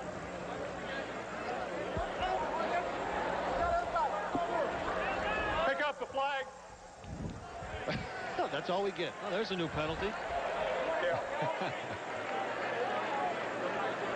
I think they may have felt like one of the receivers again, where the tight ends had a wide receiver on the line, which would have made that tight end ineligible. But no call. So it is a first down for the Buffs at the Baylor 39. Again, Charles Johnson split wide right with a 10-yard cushion. If I'm Cordell Stewart, that's where I'm going, with some sort of out cut to get him out of bounds in the ball. They try that same screen in the middle to Michael Westbrook, but this time it's behind him and incomplete. Scotty Lewis with some good pressure on Cordell.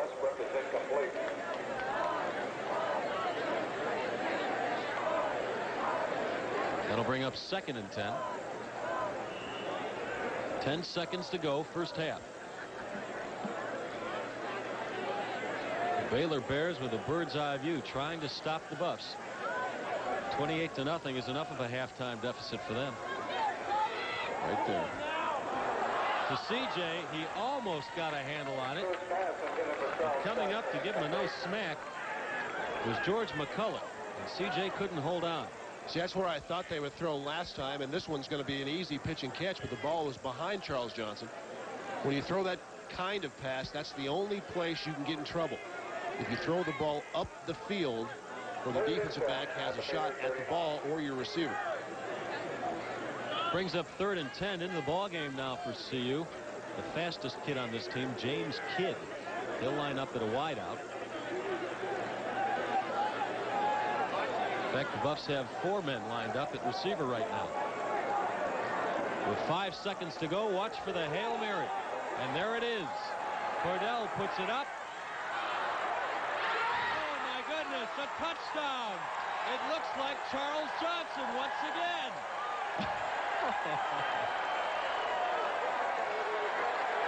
If it stands, and it looks like it will, it's CJ's 3rd touchdown of the afternoon. Boy, and as if Baylor wasn't demoralized enough, the Hail Mary, you just want to throw it up. Your big receiver, your middle receiver, Michael Westbrook, is the designated jumper. He'll go up and try to get his hands on the ball and keep it alive. And you can see there the ball tipped, and Charles Johnson with a great adjustment on the deflection for his 3rd touchdown of the afternoon. And Berger's 5th extra point. And the Buffs will go into the locker room with a 35-0 lead over 24th ranked Baylor. Charles Johnson with 3 touchdowns on the afternoon. Let's go down to the field and Mark McIntosh. Well, we lost him. Thanks, guys. Mac wanting to get in the locker room, 35-0 lead, but he's in a hurry to get in there, so we lost him right there, but a great catch from Charles Johnson. The Buffs walking off all smiles right now, leading 35-0. Maybe we'll try to get Coach Mack as he comes back out on the field for the second half. Back up to you guys. Thanks, Mark. Well, Coach Mack must have been so excited he ran right to the locker room. We didn't get a chance to talk to him, but we will come the end of the game. We promise you that. Here's that play. The Hail Mary to end the first half. Cordell Stewart's reaction as Charles Johnson hauls it in, and the Buffs go into the locker room with a 35-0 lead. Buffs lead Baylor 35-0. And we're going to take a look And some of those scores from CU, some of them pretty incredible. Some very unconventional ways that the Buffs got into the end zone. And they opened up with Lamont Warren crashing over the right side of the offensive line. Good job up front as CU early got the running game going against the Bears. Second one, not so close, as Charles Johnson, the beneficiary of a fine play-action fake by Cordell Stewart. Johnson gathers this one in, and also a lot of territory as he romps to a 70-yard touchdown pass. And that was just about time that things started to go haywire for Baylor. And this one really exemplifies how the first half has gone for the Bears. They force a fumble as James Hill is about to score, but look who gets it. Charles Johnson. At that time, his second touchdown of the afternoon. And hat trick time for CJ. The last play of the first half. Michael Westbrook in the middle of your screen, number 81, will jump up. Somehow the ball gets batted up in the air. And number 9, Charles Johnson, makes a nice adjustment, lays out, gathers it in, and Colorado with a 35-0 halftime lead on that play. And the first half stats for you.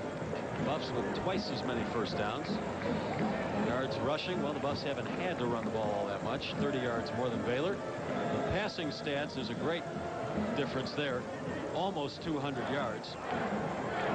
And same with total yards. But the big stat right there, turnovers. Baylor has lost 3 fumbles that led to CU touchdowns. Now let's go down to the field right before the second half kickoff to our Mark McIntosh. Thanks a lot, Les. Got some tidbits from Bill McCartney's halftime speech, so to speak, to his ball club. Reminded them that the Baylor Bears last week were down 20-0 to Fresno State and came back and won that ball game. Also reminded them that last year down in Waco, Texas, they had a big lead on the Baylor Bears at halftime, and Baylor came back. So Baylor definitely the type of ball club that can get some points on the board in a hurry. He told them not to let down. He also wants to see the offense sustain the football more than it did in the first half. The Buffs very opportunistic, scored on a lot of quick touchdowns after turnovers. He wants to see the offense control the ball more in the second half. Back up to you guys. Thanks, Mark. And for the first time all afternoon, the Baylor Bears are kicking off. Ty Atterbury doing the honors. And the deep man for CU right now, Michael Westbrook, back at the goal line.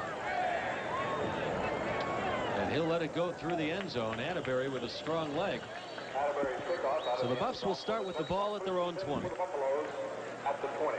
Well, in case you didn't watch the news last night or catch a newspaper this morning, CU Athletic Director Bill Marolf announced last night he has withdrawn as a candidate for the position of president and CEO of the United States ski team, so he will stay at CU as the athletic director for his 10th year.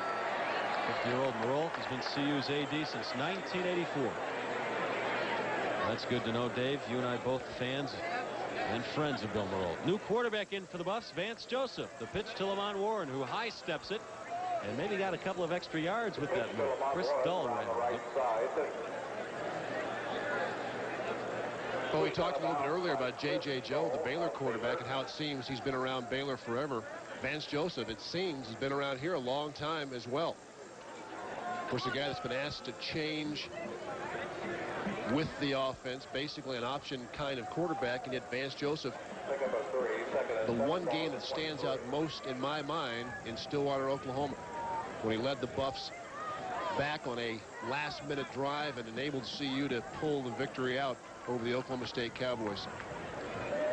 What a comeback. Some unbelievable runs by Vance that game to escape the defense and complete some passes.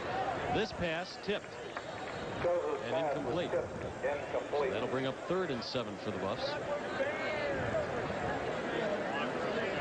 Michael Westbrook, the junior out of Detroit. Some publications call him the #1 wide receiver in the nation, and only a junior. It's a rare combination when you find that kind of size and speed. 6'4", 210, 4'4" in the 40, with excellent hands. Last year against Baylor, he had a career game. 11 catches, which is a CU single game record. 186 yards. Little mix-up on the CU side of the ball, so the Buffs call a timeout, and Vance Joseph will go to the sideline to discuss things.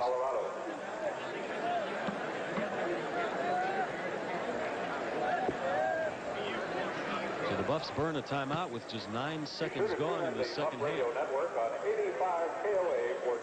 Be sure to join us for the Wade Phillips Show this Monday night. I'll be joined by the coach of the Broncos and a special player guest. We'll review the San Diego Chargers game, and we'll also take a journey into Wade's world. You never know what will happen each week on the Wade Phillips Show. Last week we had a singing telegram congratulating Wade on his first career win as a head coach. That's why everybody's watching Wade. You can too. Mondays at 6:30 on News 4, the home of the Denver Broncos. A journey into where? Wade's world. Party on. Garth and who? Garth and Brooks, isn't it? No. Wayne and Garth. Wayne and Garth. Party on, Wayne. 3rd and 7. Vance Joseph at the helm. Cordell Stewart getting the second half off after a very successful first half. Complete to Lamont Warren. And he got the first down before being pushed back. Tackle made by George McCullough. Well, I've talked about Cordell Stewart's arm. I tell you what, Vance Joseph not nearly as big, but this is an excellent throw. You send Lamont Warren out in motion. You force the defense to adjust, and then Warren does a good job of getting just enough yardage. Then once he catches it, he's got the first down. This time the handoff to Warren. And he's thrown for a 3-yard loss by Scotty Lewis. Lewis with the tackle. Well, Lamont was bothered by a shoulder injury much of '92, and that could be one reason he wasn't as effective as a runner. But now he's healthy and looking very, very good. 110 yards on the ground last week in the opener against Texas. 2nd and 13.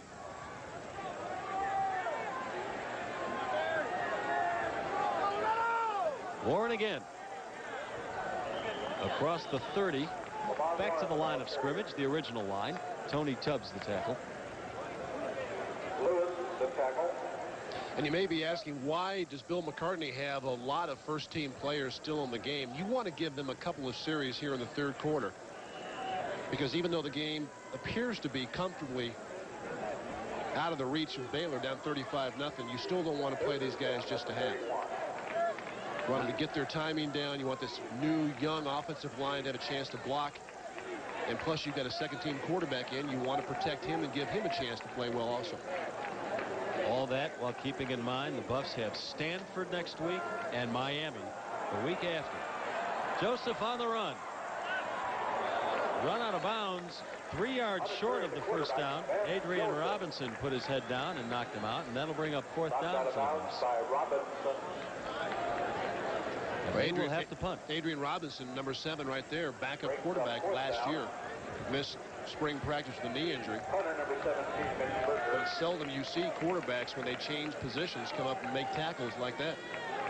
A great athlete in high school. He was all-state in Texas at defensive back and quarterback. In the punt for CU is Berger, and back to receive it for Baylor is Pierce Pagras.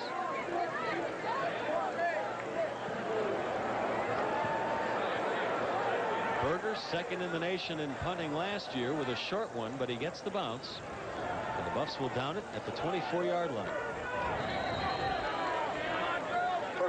So that's where Baylor will start with it, down 35-0. Cordell Stewart on the sideline, his helmet off, taking a little swig. He had a very nice first half. 14 for 18, 225 yards, 2 touchdown passes. He also ran one in. And the most impressive stat there, 0 in the right-hand column. No interceptions. Coming into today's game, 2 interceptions in his last 132 passes in regular season action. John Henry across the 30. Gain of 6. Let's go down to the field. Mark McIntosh. Mark. Yeah, you look the last 2 years, Cordell Stewart against the Baylor Bears. Last year he was 16 of 17 in the first half. This year 14 of 18. What is that? That's 30 of 35 in 2 ball games. So I imagine Cordell Stewart wishes the CU Buffs would play the Baylor Bears each week. He could run away with a Heisman Trophy with those kind of numbers. Back up to you guys. Thanks, Mac. Mark brings up a good point. The Buffs this year with a few Heisman Trophy candidates. Cordell Stewart, Charles Johnson, Michael Westbrook. Very tough for a wide receiver to win that trophy. So if you had to bet on one of the 3, it would be Cordell Stewart. Although after watching C.J. today, we'd have to consider him a leading candidate.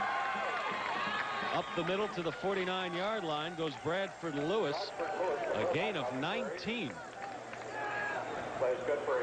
This is just a basic lead.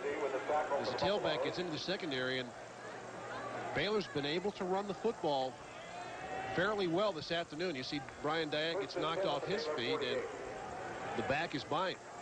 Bill McCartney looking for a solid effort defensively. Even ahead 35-0, you want your guys to tackle and play good defense. J.J. Joe keeps it, crosses midfield. Ronnie Woolfork there to knock him down. A gain of 4.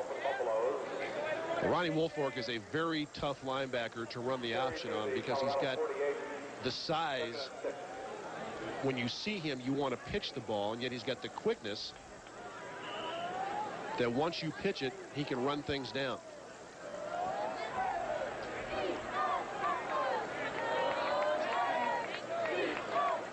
Second and 6. Baylor at the CU 48. Pass complete to Straight. Has some blocking in front of him. Fritz Hudson brings him down inside the 40. Dennis Collier also in on the tackle. Baylor's tried to screen the ball a couple of times. J.J. Joe has not put the ball where it had to be. This is a fullback screen off the lead, and Robert Straight makes a pretty good catch for a guy who doesn't catch the ball much. And then when you're that big, you know you're going to be tough to bring down with a full head of steam. First down for Baylor at the CU 37. The pitch to John Henry. He goes nowhere. You know, one of the reasons J.J. Joe might not be as effective passing the ball this year, he's missing a couple of pretty good receivers. David Mims and Melvin Bonner. They played at Baylor last year. Bonner, now a Denver Bronco, made the team as a 6th-round draft pick.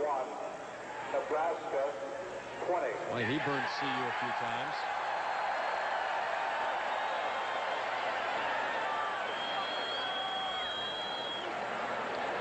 Second and 10 for Baylor.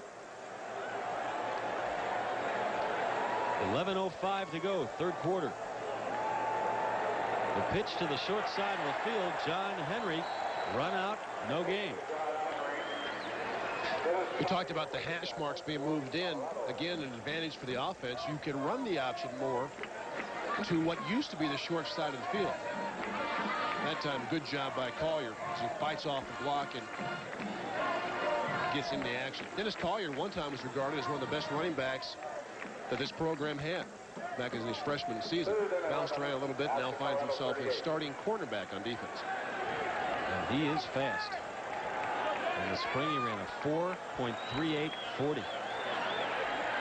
One of the fastest kids on this team. J.J. Joe this time racked up for a 4-yard loss. And in on the tackle, Ronnie Woolfork and Ted Johnson. So credit CU with another sack. And that'll force Baylor to punt the ball once more. Brings up 4th down. Punter number 98, Willie Shoup. CU leading 35-0. Less than 10 minutes to go, third quarter. The Buffs came into this game ranked 10th in the nation. Baylor came in ranked 24th. Willie Shoup to punt. Charles Johnson to receive it. Might not have a chance. That ball kicked out of bounds. A very short kick. And it will be marked at the CU 18-yard line. We're going to take a break. There's your score. We'll be right back. Sold out Folsom Field. 52,000 strong here, and they've got to be happy right now. CU leading it 35-0 with the ball. Their own 18. Vance Joseph is the quarterback, and he hands off to Lamont Warren. Don't get scared if you just tuned in. Vance Joseph is in just to spell Cordell Stewart, who had a wildly successful first half. Now he's getting a rest. Rest him for that Stanford game next week in Palo Alto. A nationally televised game that will start at 8:45 Rocky Mountain time.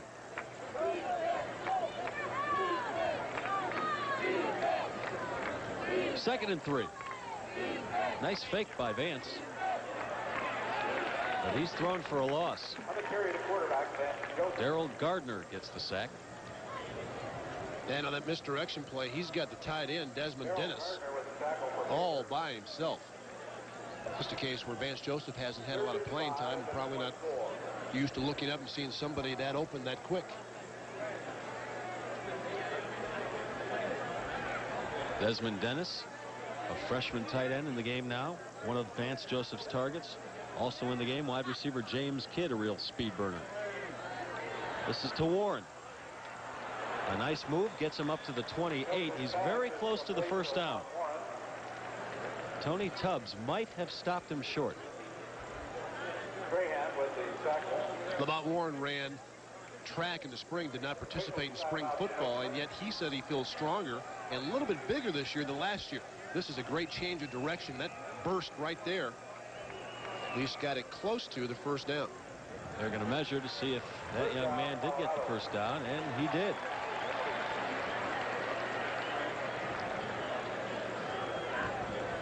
.8:28 to go, third quarter. Keep it right here. We'll give you some of the other college football scores from around the nation. If you heard a cheer from the crowd a few minutes ago, that's because we found out Nebraska is losing to Texas Tech 21-20 in the third quarter. We'll get you a bunch of others, including the CSU Air Force score. Up the middle the Buffs go. A couple of yards on that play by Lamont Warren. Lamont Warren, the ball carrier. Don't forget, we have the Broncos and San Diego Chargers for you tomorrow right here on Channel 4. Kickoff at 2 o'clock. There's that third quarter score from Nebraska. And up in Fort Collins, CSU leading Air Force 8-5 in the third. It's an odd score. Vance Joseph sees the first down marker, but falls a couple of yards short before he's run out of bounds. Run out of bounds by Tony Tubbs. Vance Joseph, if he were at another school, especially an option school, I think is plenty good enough to be a starter at this level. Well, he had a real tough time last year, mentally and physically. He lost the backup quarterback job to Coy Detmer. He was redshirted. He was rehabilitating a rotator cuff injury. And now he's back as the backup quarterback to Cordell. Lamont Warren pulls his way up to the CU 49-yard line, and another first down. Chris Lewis the stop. Boy, coaches love to see this. Again, you're in firm control of the game, and you give that young offensive line a lot of things to work on. Let them come off the ball, knock folks down. You can see Derek West doing a good job up front, and then the power, again, of Lamont Warren.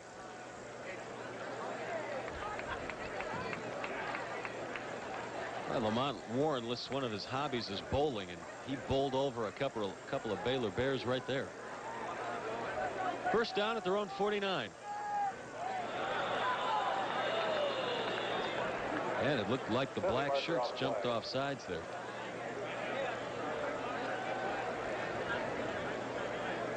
No question in the official's mind. Dead ball foul. False start on the offense. Repeat first down. Never is. They're right even when they're wrong. Is that what you're saying? That's right. Spoken like a true coach. It doesn't matter. First and 15. CU with the ball at its own 44. James Hill back in the ball game. He carries, and he gets it back to midfield. A gain of 6. Chris Lewis runs him out. Talking about bouncing around, many folks, as we talked about last year, felt James Hill, when CU went to this passing offense, would be the forgotten man. And for a little while, it looked like he might be just that. But he was the starting tailback as the season opened this year, and he's going to get a lot of playing time, as will the other two tailbacks.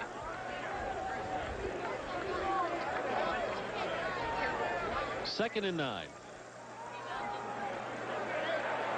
Joseph, a nice tight spiral complete to Christian Fourier, the tight end. I believe that's his first catch on the afternoon after hauling in 9 of them last week against Texas. And that's the same pass we talked about in this drive that Vance Joseph missed, a wide open tight end, and Desmond Dennis. The misdirection play, the tight end on the left side just blocks down and releases right to the sideline. Fourier with very good hands. We talk a lot about Westbrook and Charles Johnson, rightfully so. This may be the best tight end in college football. If not, he's very close. Up the middle, Lamont Warren. A gain of 5. The Bob Warren ball carrier. Malcolm Hamilton to stop. Malcolm Hamilton with the tackle for Baylor. Just about now, that offensive line says, hey, let's throw one in the end zone. Let's score quick. This thing's starting to take one of these 9-minute, 19-play drives, and when you get past about the 7th play, that offensive line starts to suck a little air. And it is primarily the starting offensive line in there, except for the right guard spot where Craig Anderson is in for the injured Chad Hammond. Vance Joseph escapes the first down and more. And out of bounds at the Baylor 25.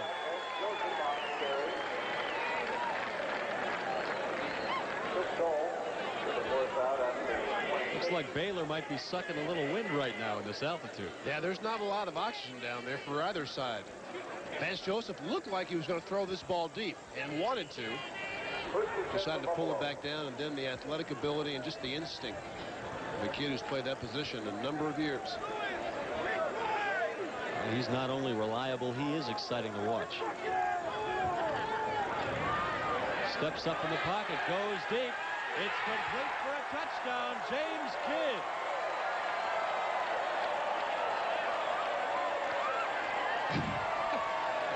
The first touchdown in this young man's college career, James Kidd. I don't know who's happier, James Kidd or the offensive lineman.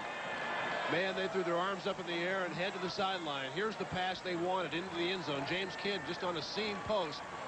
You can see he is wide open.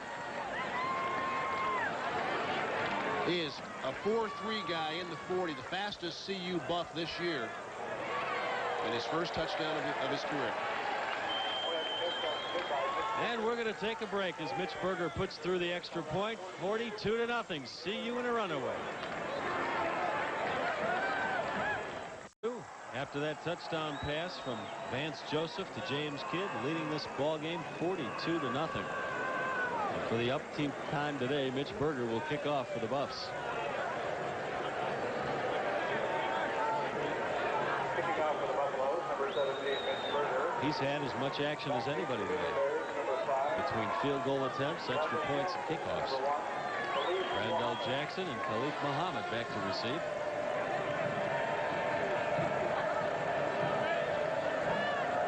Well, the CU fans still into this game. You don't see many empty seats here at Folsom Field. They're having a ball. Berger's kick is picked up by Jackson, and he steps out of bounds at the 16.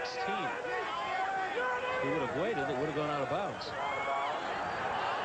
James Kidd, his first touchdown catch, nice adjustment. Ball thrown over the shoulder. Vance Joseph, the quarterback, with a good throw, and he kind of likes this too. Yeah. Get me in the game. And the scoring drive went 10 plays, 81 yards, and chewed up 3:37 on the clock. James Kidd, an aerospace engineering student at CU. He wants to be an astronaut. And I'll tell you, that last play was out of this world. Baylor's still running the ball, down 42-0. That was John Henry, stopped by Darrell Price.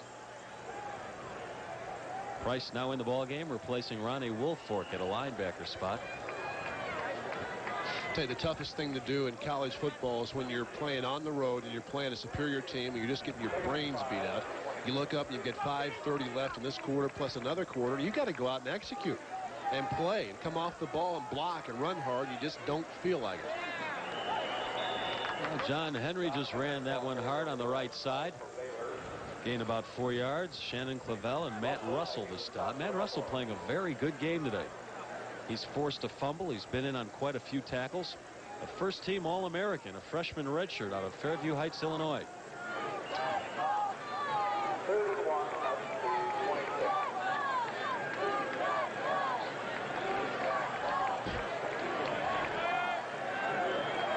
Third and 1 for Baylor. They're at their own 36.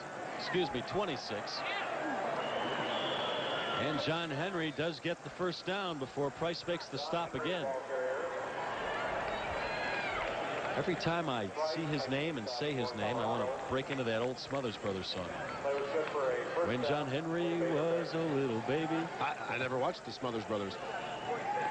Another that final. song, though. I do remember the song. Top-ranked Florida State, a big winner over Clemson. Look at this one. Notre Dame shocking Michigan in Michigan. Second-ranked Alabama leading Vanderbilt, beating Vanderbilt. Oklahoma has a tough one with Texas A&M right now. That pass complete to Dustin Denard, the X-back. Play is good for a first down for Baylor. Just a good throw, just on a curl route. CU now with some second and third team defenders in the game.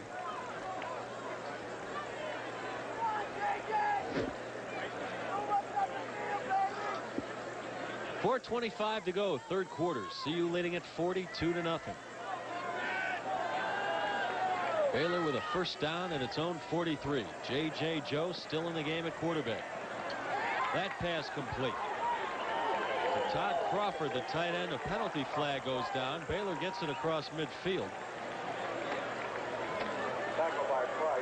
Donnell Liamidi now in the ball game, getting some experience at the safety position.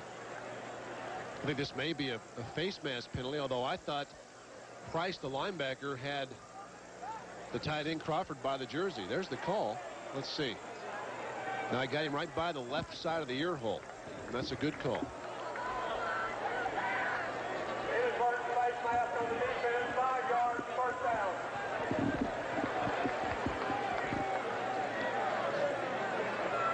Bill McCartney can't be real happy with that. Wants to talk to one of the officials about it. But Baylor has a first down at the CU 43. Wide open wide receiver. Joe overthrows him. It was John Stanley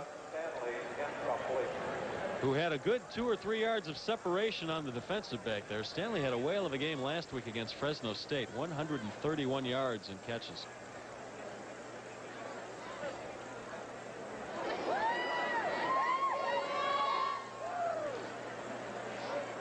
Brings up second and 10 for Baylor.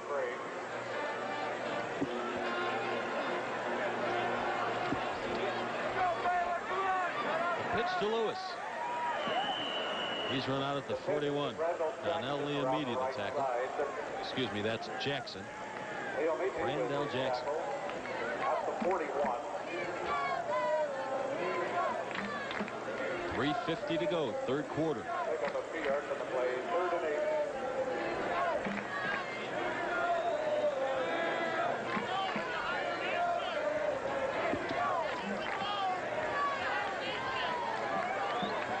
They come out with that full house backfield. 3 running backs behind J.J. Joe.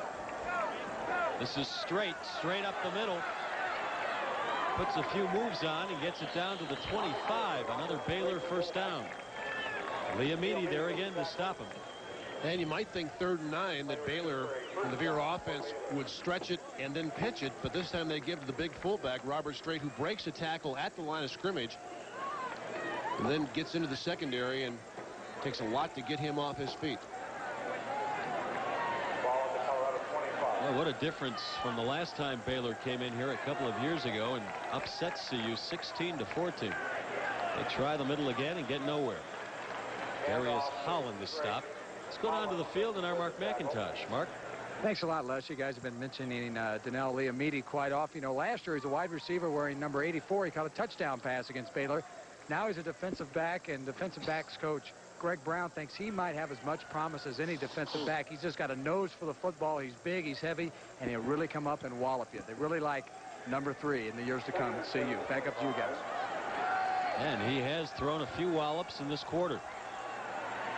This is Jackson again. This time corralled by Ted Johnson. And off to Randall Jackson. Ted Johnson. John Knutson also in on the tackle. The 2 inside linebackers for CU. Both juniors.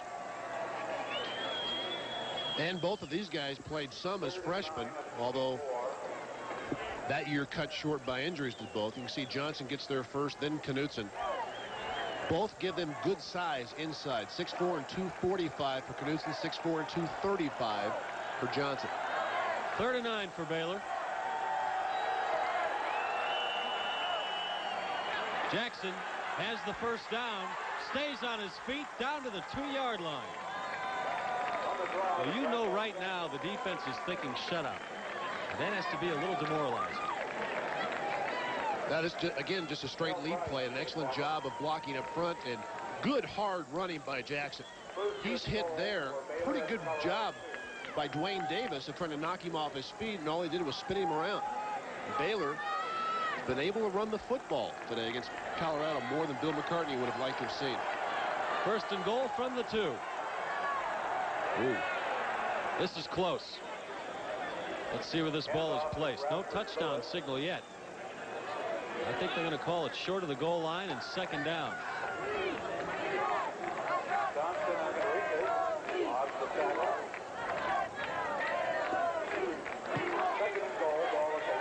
Bradford Lewis just couldn't squeeze it in. See, that number right there is not going to work for Bill McCartney. 196 yards rushing by Baylor. That time Baylor does get it in. The touchdown scored by the big fullback Robert Strait. And although it doesn't matter in this game, Colorado's going to have to play better run defense if they're going to win the Big 8 championship.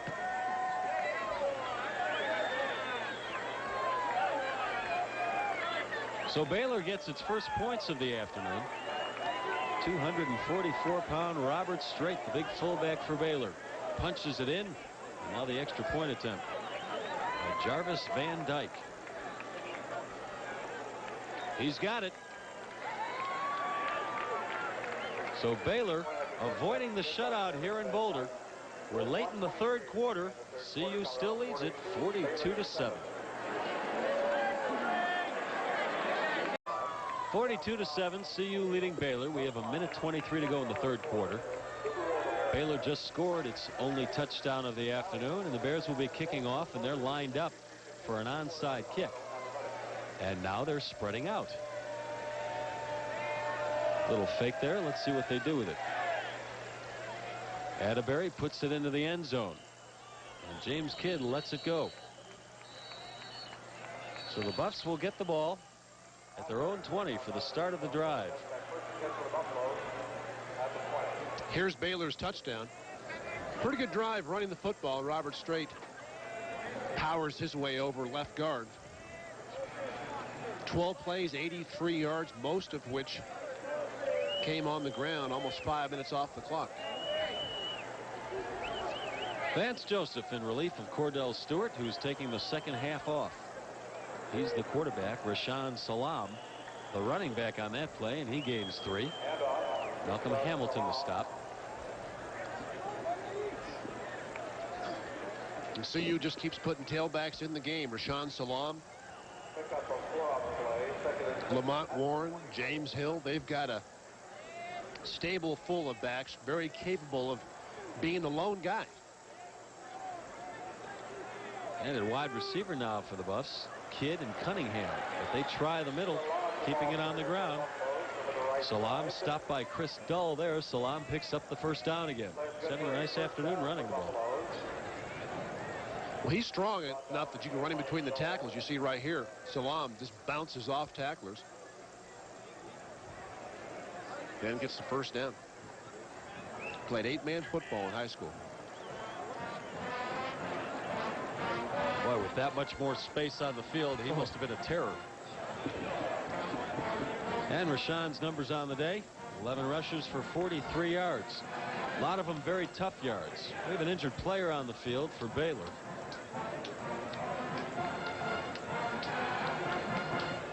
Malcolm Hamilton, the linebacker. And he gingerly walks off the field with the help of the training staff. 49 seconds to go, third quarter. Be sure to join us tomorrow night at 11:05 for Gary Miller's Sports Extra. That's right here on News 4. Gary will be joined by Broncos running back Reggie Rivers. The two of them will give you extra Broncos coverage with in-depth analysis of Sunday's big AFC West showdown between the Broncos and the San Diego Chargers. That's Gary Miller's Sports Extra, Sunday nights at 11:05 right here on News 4, your home for sports. And of course, right before that, the Bill McCartney Show at 10:35. First down for the Buffs. Joseph throws it. And it's complete to the tight end, Desmond Dennis.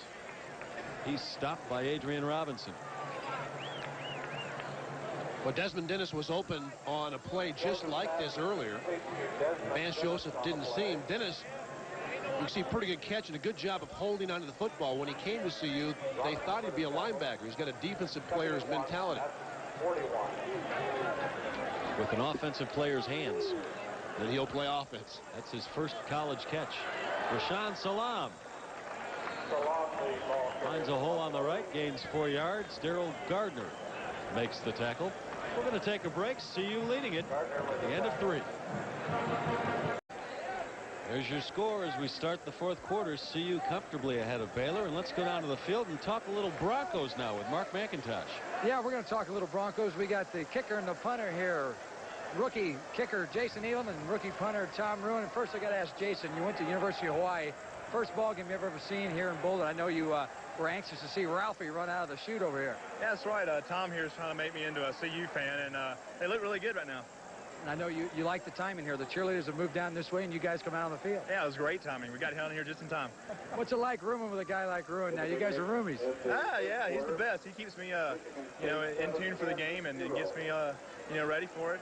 And I think it's good to have somebody there that, does the same thing, and we can get each other prepared.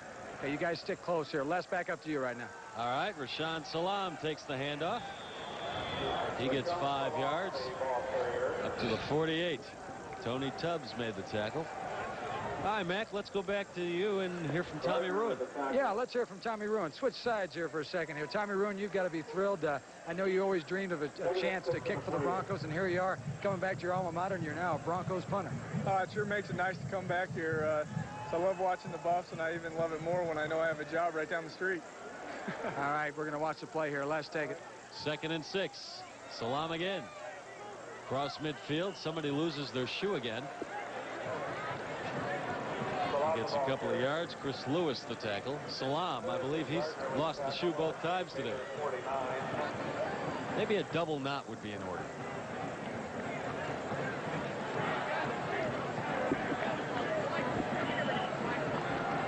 Brings up 3rd and 3 for the Buffs. Under 14 minutes to go in the ball game.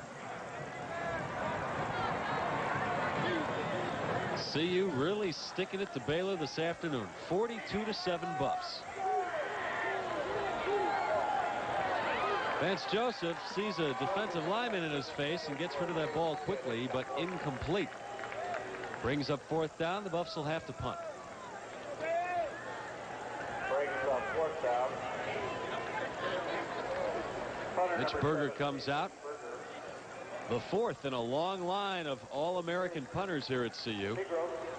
The others, the man you just heard from, Tommy Ruin, now with the Broncos, Keith English, and Barry Helton. Quite a legacy. Berger to punt, Pierce Pagras to return it for Baylor.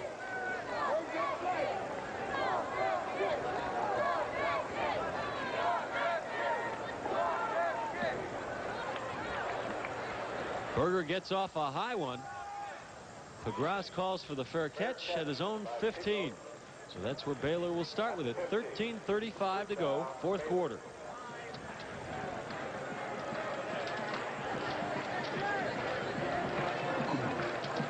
Well, 5 extraordinary days, a once-in-a-lifetime event. This official commemorative video of World Youth Day is now available at your Front Range Safeway stores. Stop by and pick up your copy and relive the Pope's visit here in Colorado. J.J. Joe still at quarterback for Baylor.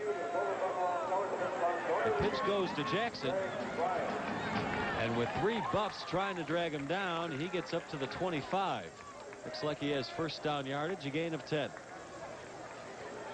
Might be a couple inches short. And Donnell Liamini makes this tackle. In the option game, your safeties become very, very important in run support. And if Liamini doesn't make that tackle, if he misses initially, I think that's going to be a big gainer. So you need big, strong safeties, especially when you play in a predominantly run conference. Robert Strait picks up the first down and a little more. Up to his own 35. Kenny Wilkins now in the game at free safety for the Buffs. He made the tackle. Freshman redshirt out of Mesa, Arizona. and another speedster. At the 35, plays good for a first down for Baylor Bears. Well, through 3 quarters, this is the way it looks in the other statistical categories. Total yards, Buffs well ahead of Baylor, more than 230 yards ahead. J.J. Joe throwing deep. He has a man. It's John Stanley. At the CU 25, Maurice Enriquez finally brings him down. That is complete. J.J. Joe, number 14, John Stanley, plays good for a first down for Baylor. It's a good throw, and you can see the ball on the line. Not bad coverage, but enough area inside for 39 yards, and Baylor making their second decent drive in the second half. Enriquez was pretty good coverage on the outside. Looked like he may have been expecting some post help there, but a good throw nevertheless by J.J. Joe. A lot of youngsters, a lot of backups in the game now for CU. First down for Baylor at the Buffs 26. They run the option again and squeeze a couple of yards out of it. Dennis Collier makes the tackle. One of a couple Buffs in there, along with Ronnie Wolford. The pitch to Bradwell Jackson, Collier, and Wolford making the stop for the Buffaloes at the 25. Under 12 minutes to go in this ball game.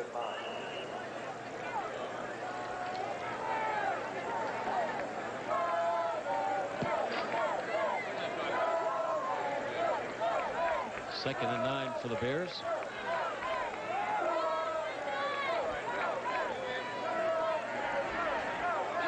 Little flare pass. And Lewis gets down to the Buffs' 10-yard line. Bradford Lewis with a nice gain before Alan Wilbon stops him, a freshman linebacker out of Dallas. This a well-devised screenplay off a lead fake, a tackle out in front, and Bradford Lewis decides he's going straight ahead. No dancing, no juking, right straight toward the goal line. Boy, the coaching staff is raving about Wilbon, who just made the tackle.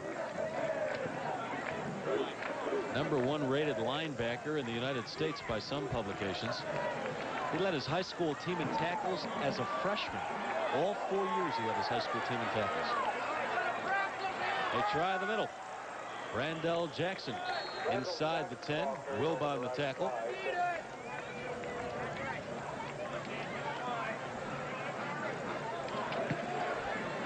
It's just amazing to me how these kids come out of high schools these days and they jump right into a big-time college football program, and they have an impact on it. Alan Wilbon, 6 feet 230. Now, what do you do with him in high school? What kind of an adjustment was it for you coming out of Wheat Ridge to CU? That was tough. It was tough. It's a different level. I think the athletes are that much better these days. Second and 6. Joe wants to throw. He's got his man. Knocked out of bounds at the 2-yard line. Todd Crawford made the catch. And Wilbon there for the tackle again. Playing Jeff Bruner in the ball game for CU at nose tackle. What a nice story. Against Baylor last year, Bruner was hurt. Torn knee ligament. Out for the year. They tried him at offensive line in the spring because Jeff thought he would lack mobility after the major knee surgery. But he came along so well that he wanted back at his nose tackle position, and he's playing it once again and playing it very well. The pitch to John Henry, touchdown Baylor.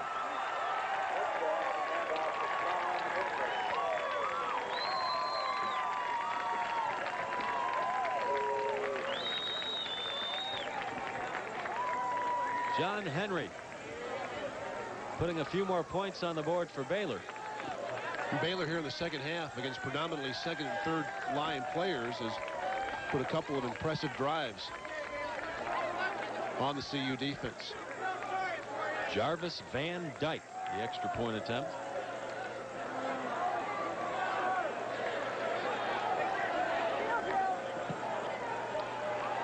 He nails it.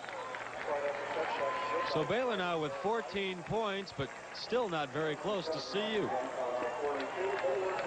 Just scored its second touchdown of the afternoon, but the Buffs still lead at 42-14. We've got 10:27 to go in the game.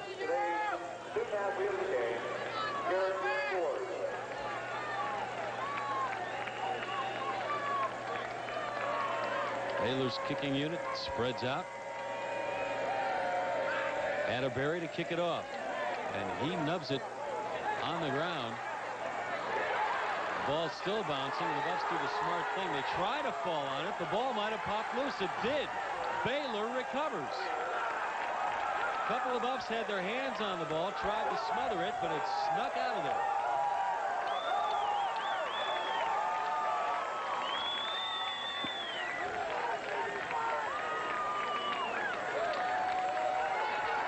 Bill McCartney takes off the headset for a second, not very happy with this. The ball, James Kidd tries to pick up initially. You can see, then he tries to just cover it up, and it sneaks right under his left hip. It looked like Jerry Robles, the linebacker, may have got the recovery. Bill McCartney said, you got to catch this.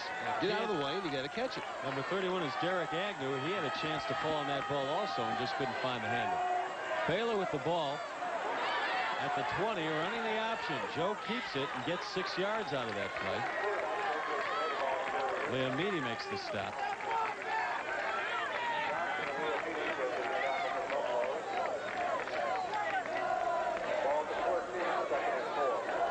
J.J. Joe on the afternoon. He's completed a little better than 50% of his passes for 132 yards. Right now, Baylor with the ball on the CU 14. Second down, 4 to go. John Henry. First down and touchdown.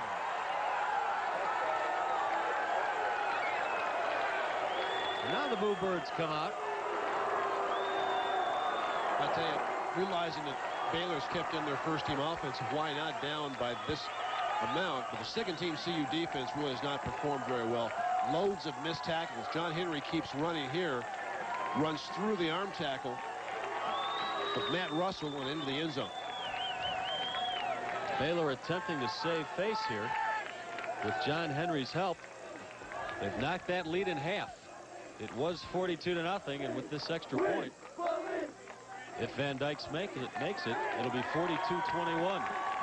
And he does. And we'll take a break. There's the man that scored the touchdown. Baylor with another quick touchdown here in the fourth quarter, and all of a sudden it's 42-21, the Buffs lead. And Dave, no longer a blowout, is it? Really isn't. They've been kicking off here, but I would watch the onside kick in this situation. 3 scores down, still 10 minutes to go. Pooched again. This time, Kidd hangs on and he'll return it up to his own 26-yard line. John Henry on the afternoon. 50 yards on the ground and 2 touchdowns for the Bears. Well, it's just good running again. The power toss fullback leads up inside. Looks like he's going to be stopped, but cuts back, and John Henry is a powerful young man. Well, last week he had 2 scores against Fresno State. Today, another couple.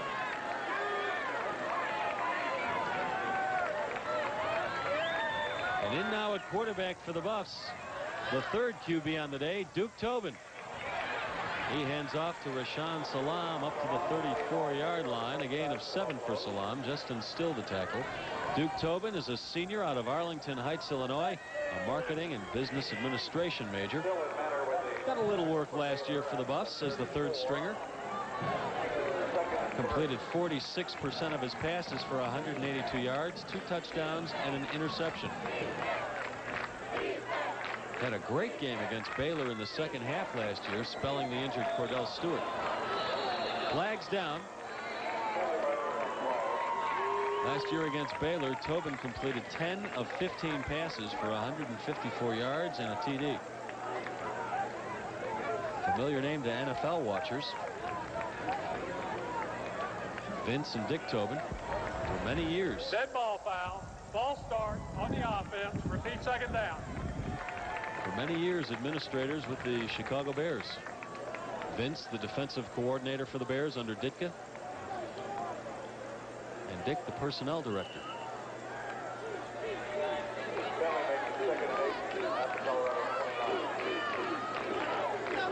Second and 8 for CU.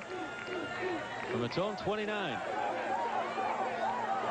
That pass Incomplete, the intended receiver. I'm not very sure, but T.J. Cunningham got his hands on the ball. There were two receivers in the area. Yeah, it was definitely to Cunningham because Tobin talking to Barnett. Norm Barnett, the former linebacker from Pueblo, talking about taking the route inside.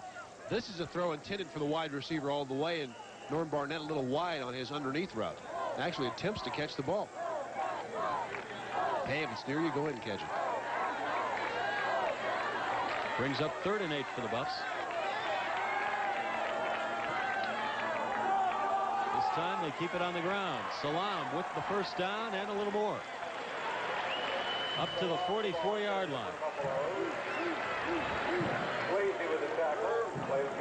Well, Rashawn Salam, we've talked a lot about him. Again, 205 pounds. When you hit him, you don't knock him backwards. He continues to drive forward. He takes shots, but moves forward. That's strength and size. 17 carries, 81 yards. And most of those carries have been between the tackles. Buffs are well set at the running back position. They'll lose James Hill after this year, but Warren and Salam are back. First down at their own 43. The Buffs stay on the ground. And Salam has to fight his way just to get back to the line of scrimmage. Swayze with a tackle for Baylor. Let's go down to the field now and get a report from Mark McIntosh. Mark? Yeah, unless you talk about the tailbacks, the quality of talent back there is so deep that Nathan Campbell, a redshirt freshman who everybody thought might be the next Eric Bieniemy, he felt so alone at 4th team, he moved over to defense. He's now playing defensive back. Back to you guys. Thanks, Mark. 2nd and 9. The Buffs with the ball at their own 44. 7:30 to go. 4th quarter. Tobin complete to the tight end, Garrett Ford. His first catch of the year inside the Baylor 40. Well, it's a nice job by Duke Tobin. The misdirection. Watch him step back. As he comes to the right side, he'll step back underneath the guard and allow the guard to block out. Right there. Buys himself some time, then the throw right on the money. Ball at the Baylor 34. With the stretch, Ford got the ball down to the Baylor 34. Boy, that's a lot of first downs by both clubs. 48 altogether. Salam.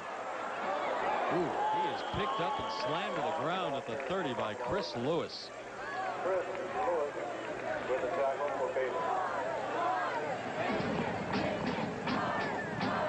Chris Lewis, 6'2", 202 pounds. Well, Salam here bouncing outside, then tries to hop back inside to avoid the tackle. And while in the air, Lewis grabs him and dumps him. Pick up a 4 on the play. 2nd and 6 at the 29. Buffs have the ball at the Baylor 30 with a 42-21 lead.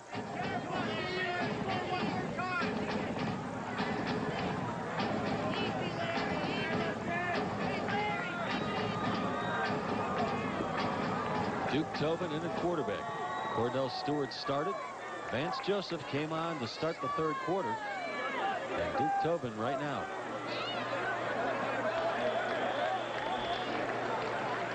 And that man carrying the ball Number 31, Derek Agnew over the left was side. Derek Agnew. And I'm a little surprised at that. Derek Agnew is listed as a free safety for the Buffs. For Baylor. Well, so's Derek. He's surprised, too. I sure wish they'd tell us these things.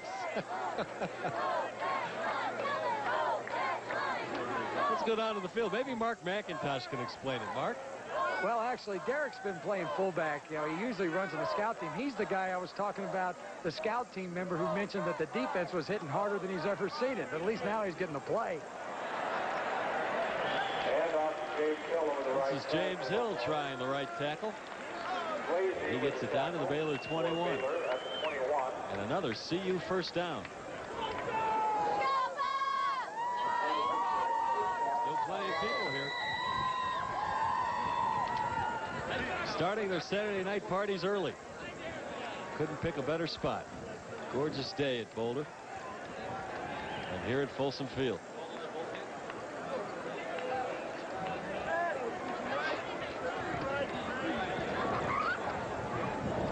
James Hill dragged down from behind by Tony Tubbs.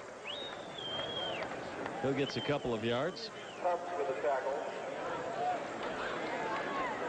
James Hill out of Colorado Springs and Wide Field High School. He had his best game in the Fiesta Bowl game of last year. Against Syracuse, he gained 109 yards.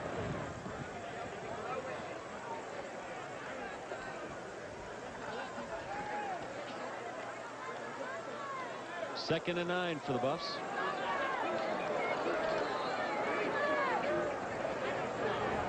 There's that man Agnew again. I've heard that somewhere before. A few years back. Talking about Spiro? I don't think they're related. And if Derek was related to him, I don't think he'd admit to it. 17, 3rd and 6. There's that man Agnew again.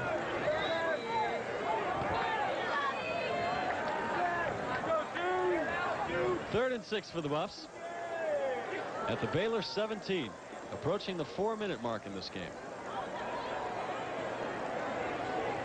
James Hill. Buffs trying to run that clock down.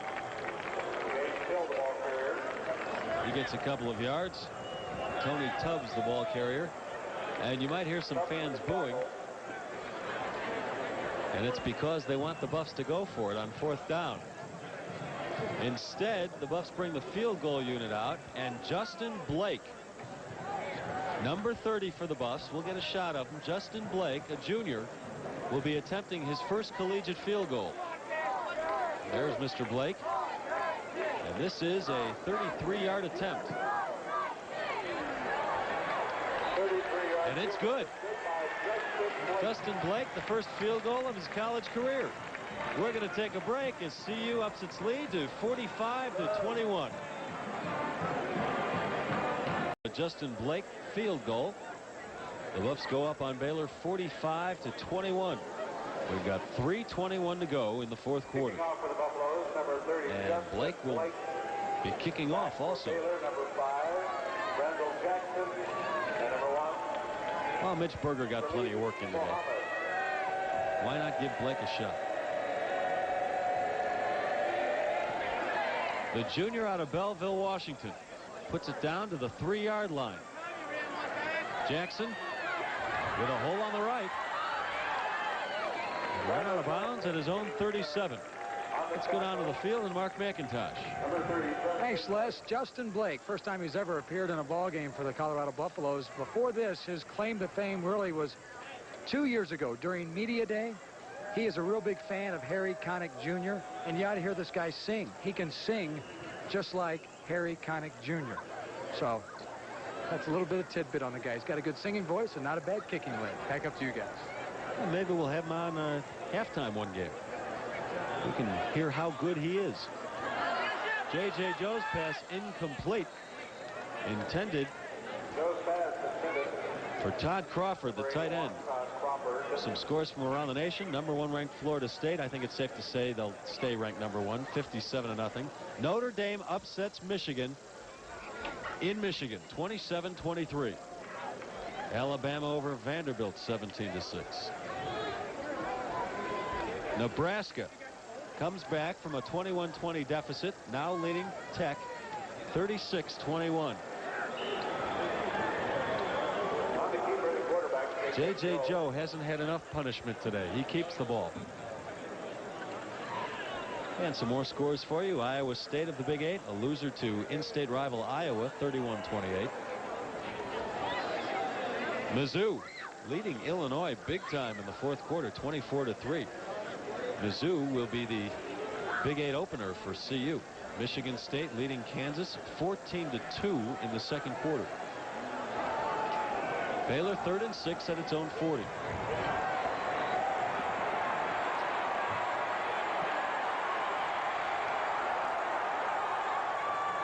J.J. Joe finally gets the pass off. Nobody near it. He did one heck of a Houdini act, but all for naught. Baylor clipped on the play also. There are flags down. There should be.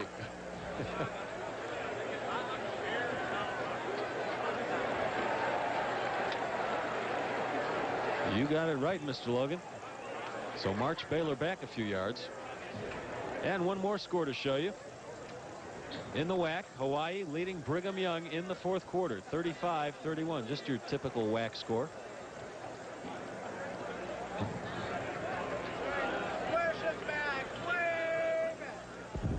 Flipping on the offense.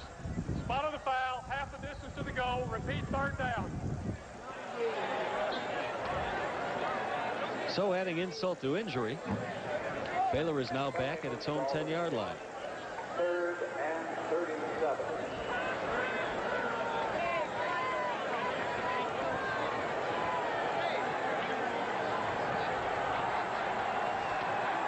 Third and 37. It doesn't get much longer than that. And Baylor will play it safe. John Henry across the 15. That will bring up 4th down and very long. And Baylor will punt.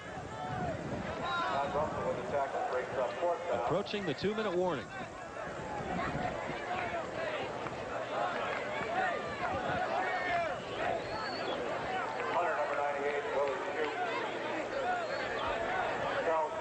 Willie Shupp, the punter.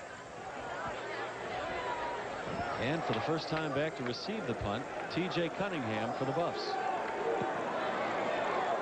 A nice punt. Gets the wind underneath this one. T.J. at his own 33. And call it a 1-yard return. T.J. Cunningham with the return. Dave, with the lull in the action, this might be a good time to ask you a question I've been meaning to ask you for quite a while. Sure, Les. Dave, will you marry me?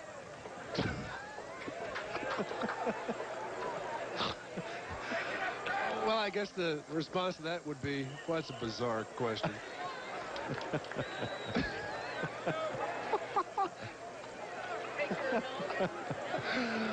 Oh, man. Second half really has deteriorated, hasn't it? First down for the Buffs at their own 35. Duke Tobin hands off to Salam. Call it a loss of 1. Under 1:20 to go. CU leading it 45-21. Next week, Buffs have a tough one. They travel to Palo Alto, California to take on Bill Walsh and his Stanford Cardinal. And then the week after that, the University of Miami right here at Folsom Field. Well, with Michigan losing, I'm wondering if CU is going to move up in the rankings. They're ranked 10th right now. Michigan ranked 3rd, and a loser to Notre Dame today. Salam not happy about that one. Another loss. Steve Strahan throws him.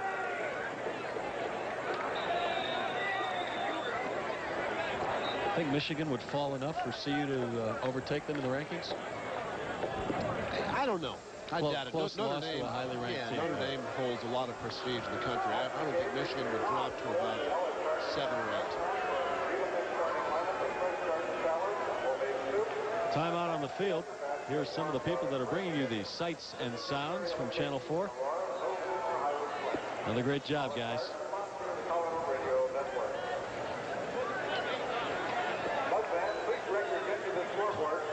42 seconds to go, fourth quarter. This game's been well in hand since, I would say, the second quarter. Did you want to tell people why you proposed me on the air? No. I think they know. Okay. It's because I love you. Oh, my. Don't tell my wife.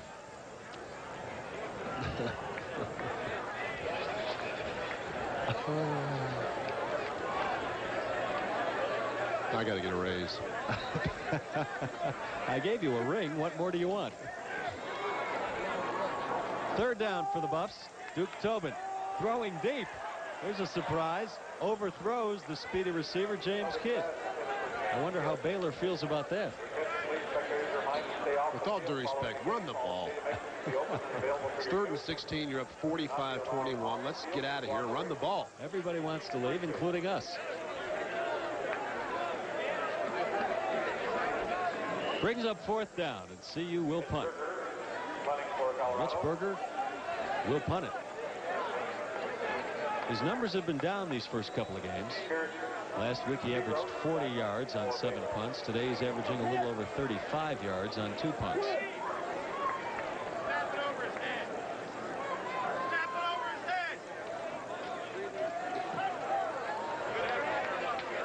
Cross field. And dropping the ball is Pierce Pagras of Baylor. He falls on it at his own 23. So Baylor will run out the clock with 27 seconds to go.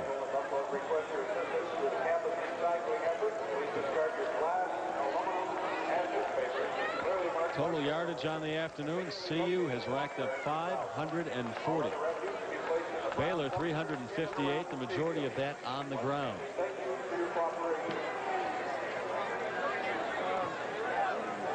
J.J. Joe and the Bears have not been very effective at all trying to throw the ball today.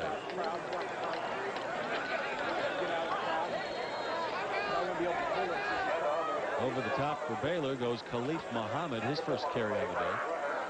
He's a freshman from Texas. Under 10 seconds to go.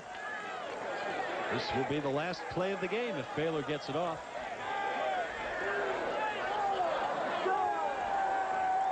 And that's it. The final gun sounds at Folsom Field. Let's go down to the field. Mark McIntosh will try to talk to head coach Bill McCartney. Yeah, this might be the toughest thing of the day. Bill McCartney, of course, will go out to midfield and shake hands with Chuck Reedy. And we're heading that way. I imagine he's got to be very satisfied to pick up their 2nd victory of the year. But I think he's going to be a little disappointed. You guys talked about the fact that they gave up a lot of rushing yards to the Baylor Bears. I think maybe they concentrated so much on shutting down the play-action pass with J.J. Joe that they maybe neglected shutting down the running attack of the Baylor Bears in the 2nd half especially. But like you guys talked about, the 2nd string defense for the CU Buffs is on the field a lot. We are live here with Coach Bill McCartney. Talk about the positives first. You got to play a lot of guys. You were very opportunistic with their turnovers in the 1st half. Right. I thought 1st half we were real good and had very few mistakes. 2nd half was pretty sloppy and not what you want, but a lot of guys played. Do you think maybe you guys were concentrating so much on shutting down the play-action pass with J.J. Joe that maybe neglected the running game a little bit? They had a lot of yards. No. Rushing. No. I don't think that. What are your thoughts about the running game? They did a pretty good job moving the ball on. We did a good job of stopping the run for the most part, and then just score got out of hand, and that tangled up here. Score got out of hand, and then well, we weren't as sharp, but we got work to do defensively. But no, I don't think that we overly defend the pass and we're vulnerable to the run. We just got to get off blocks better. Like you were mentioning, a lot of young guys got to play. James Kidd got his first touchdown. Justin Blake got in and got to kick the field goal. It's good to see some young kids play. Yeah, and that's what it's all about. Everybody works hard, and when you get an opportunity to play everybody, you want to do that. All right, good luck against the Stanford Cardinals. All right, thanks, man. Coach Bill McCartney, of course, his team now 2-0 on the season, and next week they go out to Palo Alto, California to take on the Stanford Cardinal. You might remember 2 years ago, Les, they went out there. The Buffs were expected to win. They did not play very well. Out there. They were flat and lost to Stanford. Of course, they want to avoid any type of letdown. They don't want to be looking past Stanford. They got Miami the following week, September 25th, right here. But first and foremost, they got to take on a tough Stanford Cardinal team out in California. Back up to you. All right, thanks, Mark. And remember, tomorrow night you can see both Max, McIntosh, and McCartney on the Bill McCartney Show, talking about this ball game and a look ahead at 10:35 on Channel 4. We'll be right back to wrap things up. Well, the game just ended here in Boulder at Folsom Field. CU put the hurt on the Baylor Bears. And, Dave, I think passing, running, the Buffs offense, it all worked today, and it worked pretty early. Well, the important thing is they didn't have turnovers in the 1st half, and Cordell Stewart, when you give him that kind of protection, is a very accurate thrower. You add to that mix that the running game is already better now in the 2nd game of the 1993 season than it was all of last year. So I think this offense has the potential to be the best in school history. They've got a lot of great players, young players, and we'll find out if they can take that next step next Saturday when they go to Palo Alto, and that'll be a tough test, I think, for CU against Stanford. It was also reconfirmed today what a great athlete Charles Johnson is, along with Michael Westbrook and Cordell Stewart. It doesn't get much better than it does with that trio.